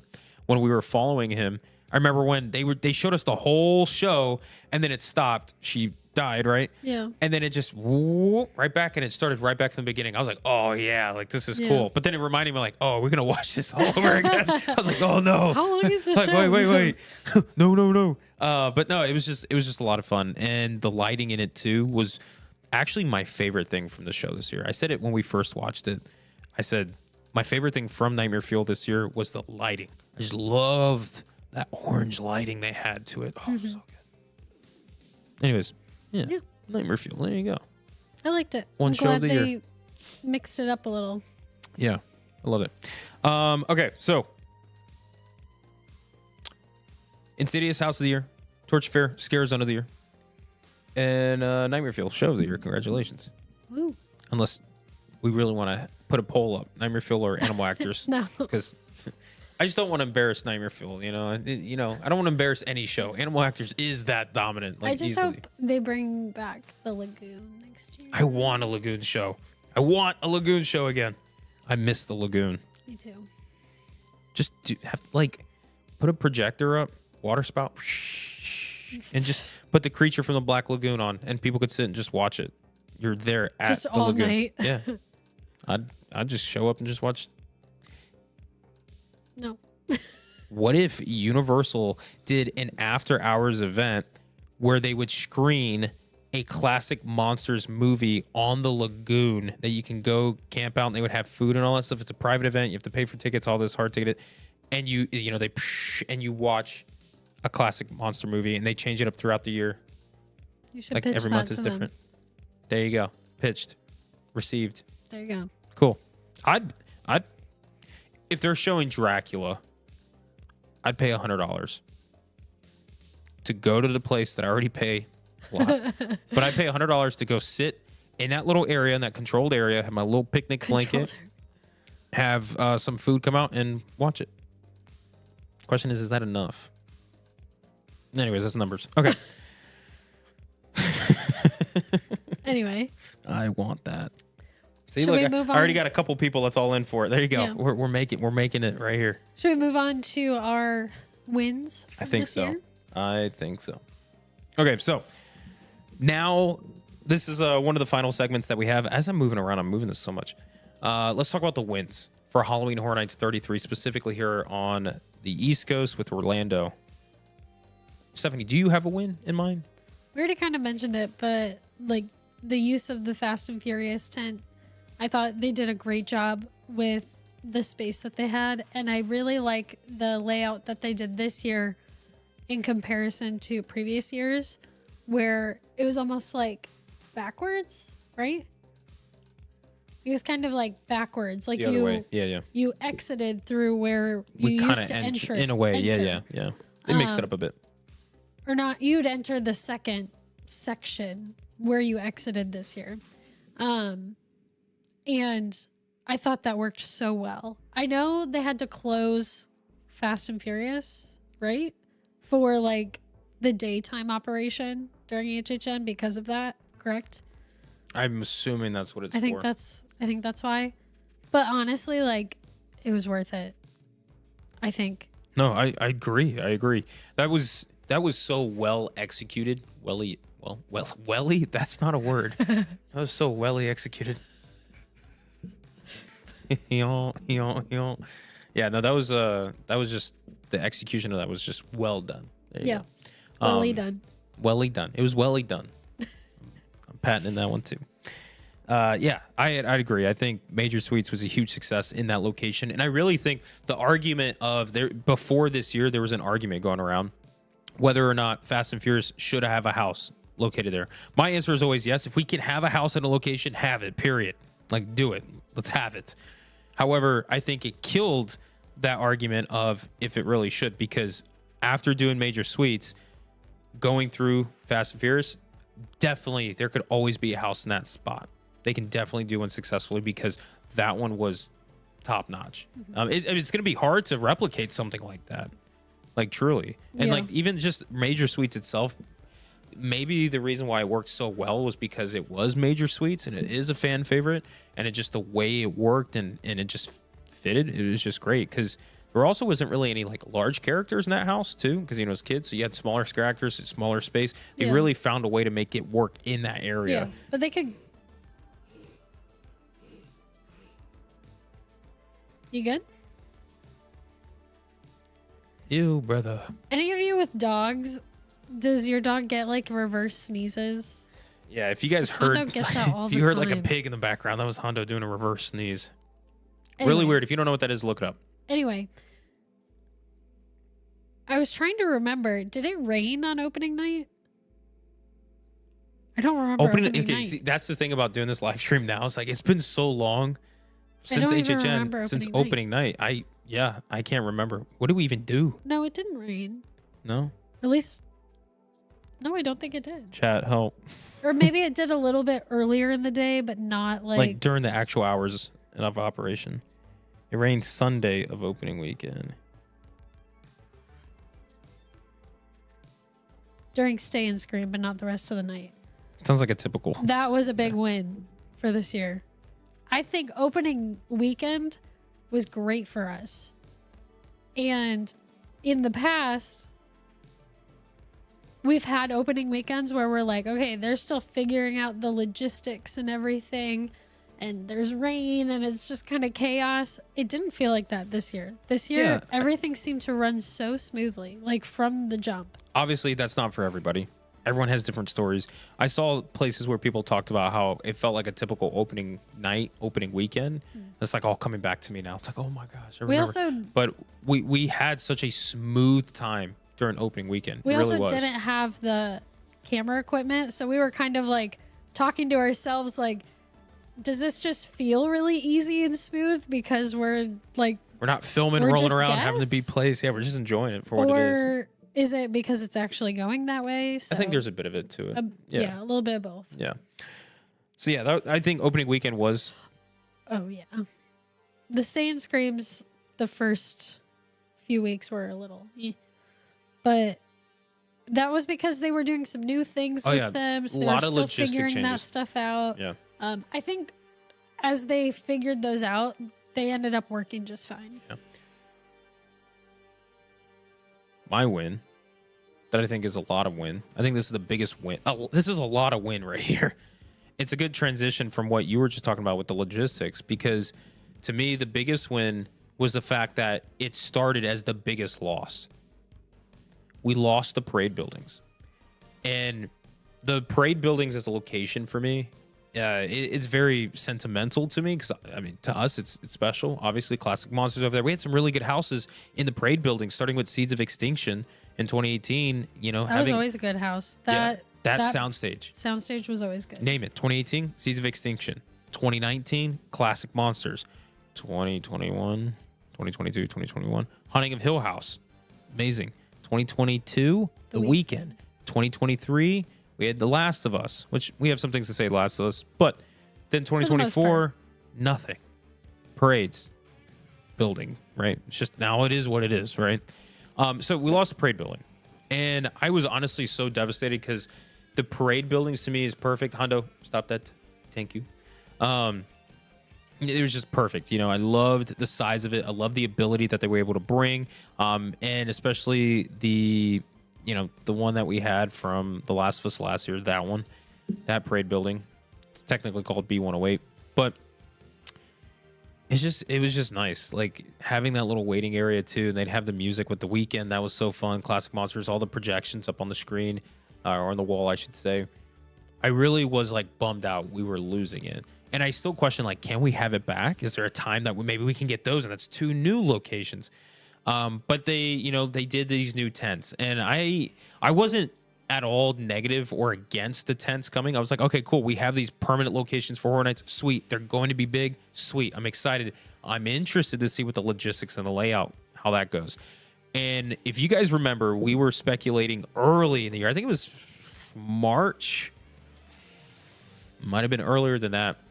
Whenever the announcement came out for those tents, we said on a live stream that we believe that they would set up a hub in that area like they do in Hollywood, where you have to go down a long stretch of a walkway to get to a certain destination backstage, where they have multiple houses set up, and it's all right there. You can pick a line. When you get out, go do another one, all right there. And that's what they did this year. And I actually thought the way it flowed was perfect. It worked out. It wasn't like you were waiting at all behind the Men in Black building at any point, or you were stuffed with guests in line. Like, they had a nice area for that. And it was very smart to have like bathrooms over there and drinks and stuff. Well, adding to that is, first of all, how just successful that was. But I looked at it too as like, there's a lot of potential with this area, because what if we put a whole food booth back here, like an actual food booth? There was a lot of logistics to that, and I know like Universal would probably be like, oh, no, it's okay. We could put a drink cart out there, and that works too. But I remember there was a lot of times I was back there going, man, I just want like a little bite of something. If they had like a themed food booth to be themed to the 2 houses that goes there or something in that Brian, way. every 10 minutes. Oh, I wish I had a little bite of something. I'm just hungry all the time. I wish I had something to eat. We just got done eating dinner. I'm starving. But yeah, so anyways, it would be cool if they had a food booth that would be temporary. And you guys know where they have where the line was for Slaughter Cinema, that little alley. There's enough space on the other side there where they could potentially fit a small one, just a little small one that could feed 100 that people. could serve like food and drinks. And then they would like close that one early. So that food booth will close down earlier, like let's say midnight. So the last 2 hours it wouldn't operate just because that area does get dead. So they don't need to operate a food booth there. And they can close down and shut it down and all. But at least that area could be serving food to those the tents, I guess, that little hub. So it makes that hub more feasible to be there. Yeah, especially and when longer. you have like one of the lines is 90 minutes and then you get out and then you're going to get in another line that's also 90 minutes. Like, yeah. There's a lot of might times want- both of those houses were like at an hour each. They were very similar because I think those people would do one, come out and do the other. That's what we did a lot. Yeah. Where we just rotate there. So it's like we could kill 2 to 3 hours sometimes back there, depending on Yeah. really busy nights too later in the run. So it'd be nice if they had something like that. So I'm hoping that's like the potential. I'm hoping for that. I'm hoping we get a parade buildings back. I don't think so, but I really hope so too. I doubt that. So, but yeah, so those are, I would say those are some of the biggest wins. I know Premium Scream Night, for a lot of people who did go, would say that was really nice. I know Justin here would agree to that. I've heard really great things about Premium Scream Night. I would like to see them have it in the middle of the run. I don't want to do Premium Scream Night as my opening night. That's just me. I want to have it opening night be the opening night. Everybody there, it's the way it's meant to be. And then have Premium Scream Night later in the run where we felt like we can have our own exclusive night later on after we've done everything already. But other than that, I mean, I think those are the major wins. I really think major wins, major suites, the Fast Furious building or tent, really big upgrade, huge, loved it. And then those tents that we also had and the way it was constructed logistically was also a really good feature too for this year's Halloween Horror Nights. And it really shows some positive moving forward because now I'm like, oh, I'm confident for that area. There's no more questions. I know that's going to work. Can they do more with it? I'm excited to see what more we can get. And then I love too, I'm going to say one more before we wrap this segment up. I got to say this. I have to say this. Thank you, Universal. Thank you, Halloween Horror Nights, for putting some, not all, but some projectors up during the opening, during the start of the run, opening weekend. There were some areas that had some projectors up, and I was so happy to see that. I'd love to see projectors up opening night for every location. That'd be great. But I know like they even added one in that soundstage when you're waiting for Monstros. That's what I was going to say. Yeah, that was perfect. I love that. If we can find more ways to make the queue line experience enhanced for our guests because they are waiting hour long plus and stuff, the more the better. You know, that'd be awesome. I know that they do like ads for things and that's fine. Like, I get it. But I would love like maybe like put a movie on. On the lagoon. Or, like in the Creature soundstage, if they just put like a movie on, like play Abigail. I know people would just be like not moving in line because they just be staring at it. That's you. But like Steph's in the back corner saying, "No, go ahead. You can pass me. Just watch whatever movie's on." Anyways, we're gonna go through the chat real quick. Anything that you guys would say would be a win of the year that we may have not mentioned? Robbie said the little like character meet and greets at the bar. That HHN bar area HHN was bar. cool. I like that. I agree. That's a good win too. Something I totally forgot about actually. Yeah, I like those. Yeah, that was a good one. Let's see. Dracula needs a bite. Yeah. I also liked Getting hungry. the last weekend. I can't remember if it was the whole last weekend or just the last night, but they had pulled some of the some of the characters from the different scare zones and put them in Duality of Fear. And I really liked when they did that. Yeah. Unless we just missed it throughout the run, but Yeah, towards the end of the run, maybe. that's when we saw that, and I was like, "Yeah, that's really good. I like that." Yeah. Yeah. Cool. What are you smiling at? I don't know. I was like, maybe we missed it. No, I'm not saying maybe, but I really think it was towards the end. They were like, "Oh, let's do something with these." I'm trying to think of any other specifics. You guys, did we miss any? Did I miss any? I don't know. I'm trying to think too. But we'll stay with that. We'll stay with those. I think those are the major ones. There's a lot of little tidbits we can get into. And also, I'd love to talk about it, but I can't and I won't here. Maybe in a future episode, maybe. We'll see what the future has for us. But the potential of Halloween Horror Nights moving forward. Like I said, there was those wins this year that I was focusing on that gave me that hope for potential. Like Fast and Furious location.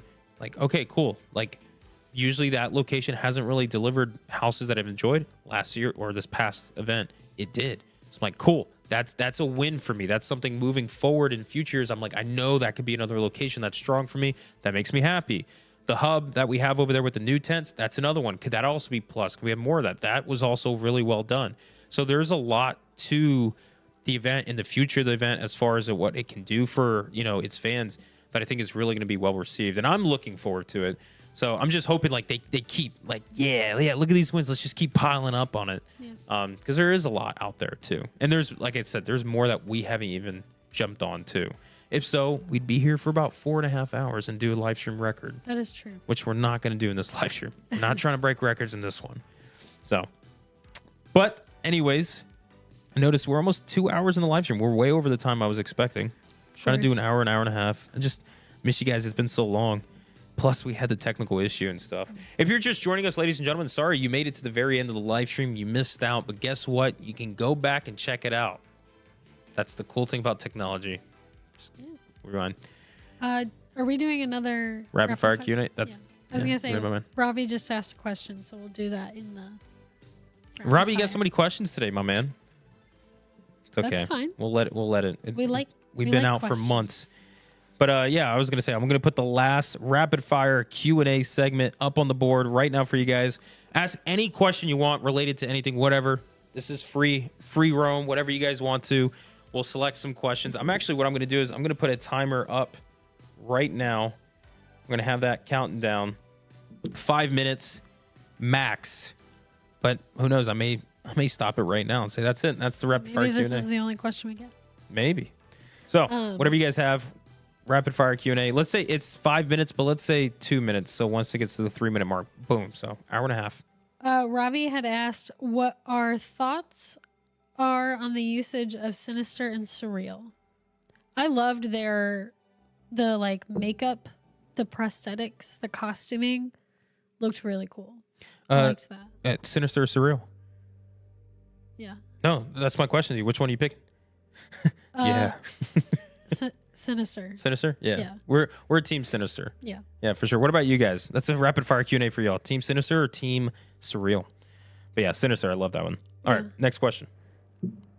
Yeah, can we do a surreal versus sinister poll? Yeah, you know what? Maybe we'll do one after this. We'll do one after this. After the rapid fire Q&A. Thoughts on rumored Terrifier house?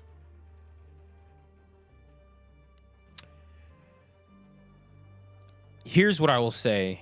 I know everyone's talking about Terrifier. We saw Terrifier 3 whenever we saw it a couple months ago. Out. Yeah, when it came out. It was better than I was expecting. And I'd be down for it if they made it into something more original. If they didn't follow the movie, but instead just had Art the Clown itself and made it into its own thing, I'm okay with that. Yeah. Like, I'd be okay with that. They're like, Art the Clown, he's the main character for this house, and we're just doing something brand new. I'm down for that. Following the movies exactly, but doing something like that, I'd be okay with it. That was my very shortened version of that answer. Did we expect the multi-night expresses to sell out so fast? No, and that's why we didn't get it. Yep. Like, what happened there? I don't know. We tried. Literally the first 3 weeks of the event, we went every single day because they kept telling us just keep checking. And we kept going to guest relations and kept checking. They were like, nope. I think they got tired of us by the 3rd week. They just saw us and they're like, nope. Stop asking. I'm like, all right, sorry. I didn't even ask. But all right. Yeah, good. That's a good question there. Good question. All right, next one I got for you. Did you get Christmas lights up? Yeah. Yeah, we have Christmas lights up. They're cute. Yeah. We love Christmas. Yes. We celebrate Christmas. All right. Do you have any advice for someone that's thinking about auditioning for HHN next year? Ooh. Absolutely. Give it your all. Well, audition early too. Once they post them, try to get the first slot you possibly can. Yeah. Obviously mine wasn't that good of advice. Steph's a lot better. Yeah, as soon as you see it go live, if you can, immediately audition, because there's obviously all these roles they're looking for, and the later and the longer you wait, that pool gets very shortened up. And you can set, if you go to, I think it's auditions.universalorlando.com, you can set up where you get email notifications when they post auditions. So that way you can be on top of it. Yeah, you'll get a notification right when they post them. That's actually a good one. See, hey, Steph with the one. All right. But the auditions. Yeah, it's typecast. It's simple. All right, minute and a half. Can we see Hondo? Yes, we will He'll, do he'll that come. later. Yeah, he'll be coming up. He's gonna say bye to you guys. Who do I need to beg to get the Springfield Scare Zone back? We don't know, but if you find out, let us know because we want to ask too. Yeah, Fright Island. Oof. Yeah, we're walking in some uncharted territory. If you guys know, you guys know. I can't say anything right now at the moment, but you know, I got an entire map over there, and we're working on a book series and stuff. Fright Island, something we're holding on to right now. If we can get back into swing of things, we'll probably bring it up. If not, I'll find a way to give you guys some Fright Island content at some point.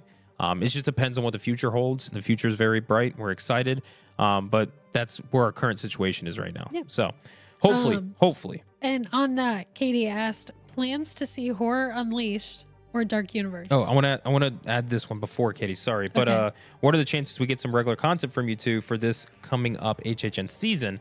Kind of going with the Fright Island thing. Depends. We'll see what the future has for us. We're making a lot of moves and stuff, and like I said, we're excited. We're hopeful for what the future has. It just all depends. I know, like, there are like some short film stuff I want to get into, and doing some more like filming stuff as well.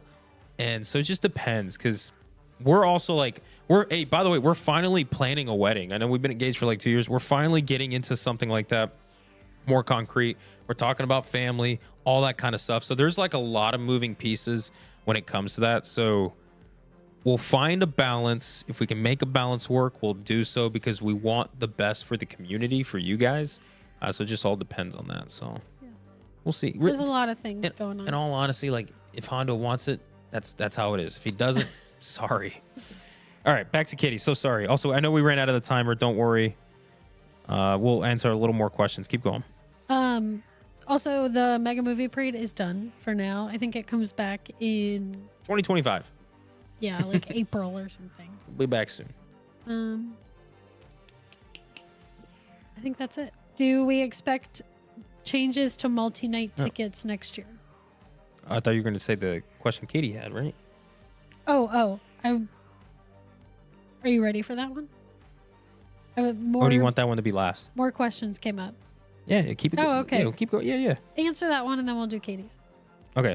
Changes to multi-night tickets? No clue. I have no idea. I did tell you guys last year, like, there might be a change, and there was, but it was not in the way I thought it was going to be, which you guys know. But yeah, I don't know. I don't want to say anything because I don't want to jinx anything. How high do you think they can charge for parking? $2,000 now. The limit does not exist. Yeah, there is.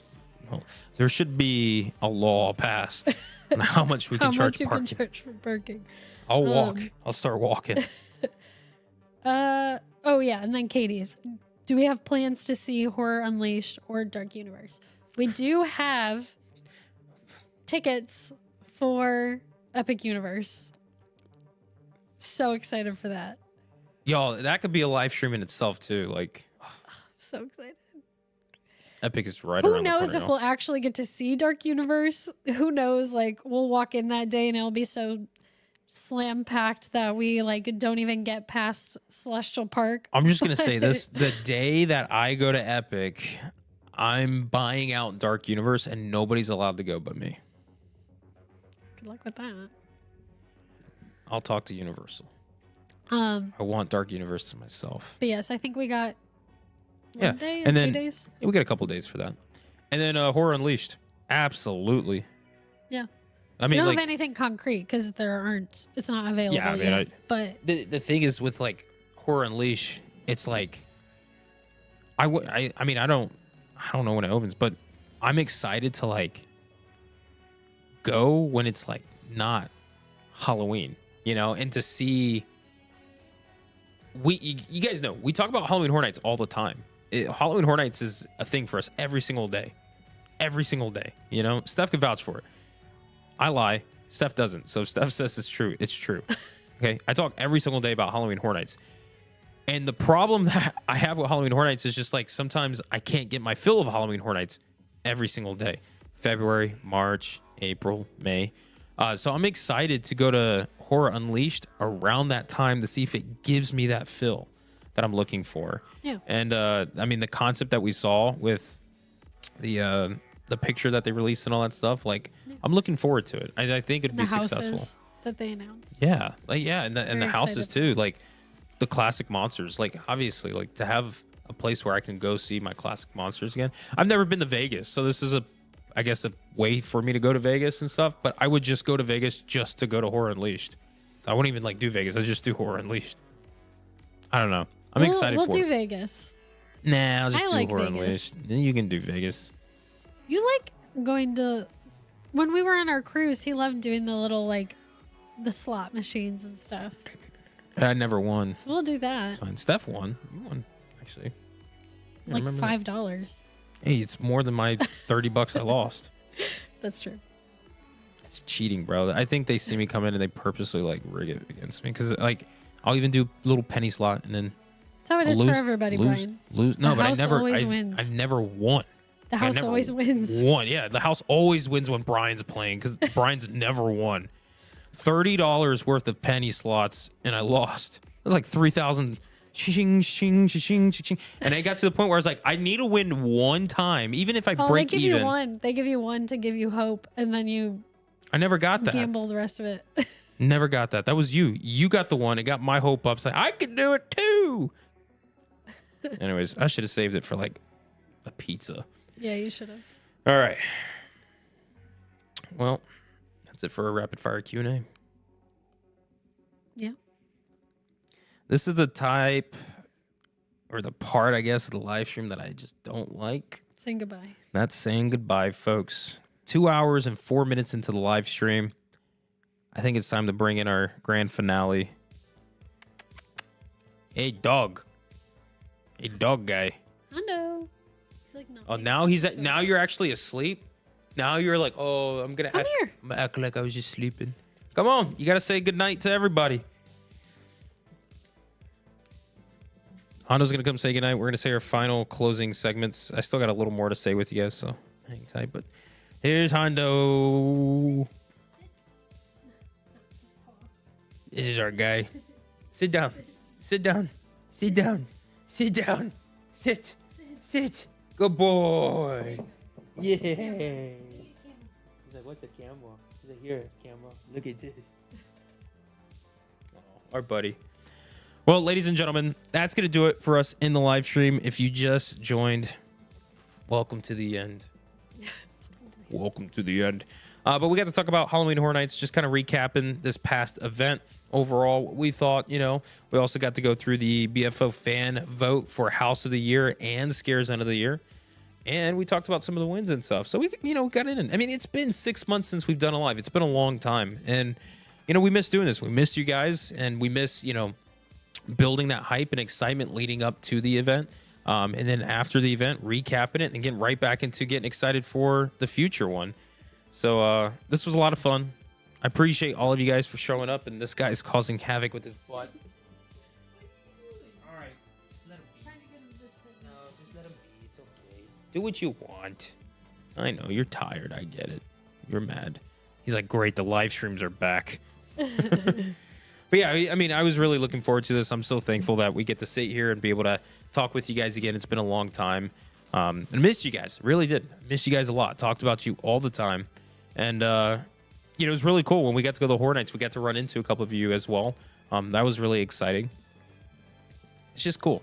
This was fun. Doing all of this, we did this when we started doing the Halloween Horror Nights. I really wanted to do a Halloween Horror Nights channel. I really wanted to do a show about HHN year round and talk with people who were passionate about the event just as much as I was. And, I mean, you guys know how important Halloween Horror Nights is to me. Like, Halloween Horror Nights, what you guys see, everything, all of this isn't a show. This isn't a mask that we put on, especially me. Like, this is not a mask. This is like who we are. This is who we are as people. We love this. And Halloween Horror Nights, everything you see, this is because of Halloween Horror Nights. What it gave me for my life, Stephanie and I got to meet, and obviously rest is history. Got Hondo. We have an incredible community. You guys are all fantastic. So, like, I feel like, by doing this and being a part of it as much as I can is giving back to this event that gave me everything that I currently have. So it's really special to me. So I'm really thankful that we get to sit here today and get to talk with you guys. We missed you guys, and hope that maybe the future has more of this stuff and maybe even bigger things. We're looking forward to all of that. So I think that's going to wrap it for us in this live stream. I think that's going to do it. Now, Discord live stream after party. Yes, I'll post the. Yeah, Steph's going to put the link real quick for that if any of you guys want to join, because we are going to talk about some things in there that we did not talk about in this live stream. We'll go ahead and discuss that. That one I'm only going to be in for about 20 minutes or so, because the live stream did go a little bit longer than I intended. It's already 11 o'clock here in the Eastern time zone. And the big thing too is we also had technical issues in the beginning, which killed like 20 minutes. Also, I totally miss Miles, Menus, and Mystery. He's been a member for 17 months, which is crazy to even think it's been that long. But they said, but Blood and Chum. I totally missed that one. Also, Rabbit subscribed. Rabbit Con Carne. Nice. Appreciate it. Thank you. Welcome. Thanks for subscribing. It's been a long time. It's been a long time. I know. Thank you, though. Thank you. But yeah, so Stephanie, she went ahead and just posted the link to the Discord. Go ahead and check that link if you want to join tonight's live stream after party on Discord. When you go in there, there's a couple steps to follow. We'll try to go through there as quickly as we can to get you guys accepted, and then we'll chat there all together. If you want to talk, you can talk. If you don't have to. I'm going to list a couple things and just kind of let you guys kind of go at it and stuff. So, well, ladies and gentlemen, until the next video, we look forward to seeing you guys there. And like always, we'll catch you guys in the fog. Peace out, everybody. Bye. Now I got to remember how to close it out. It's been so long. Don't land the camera, Hondo. Bye.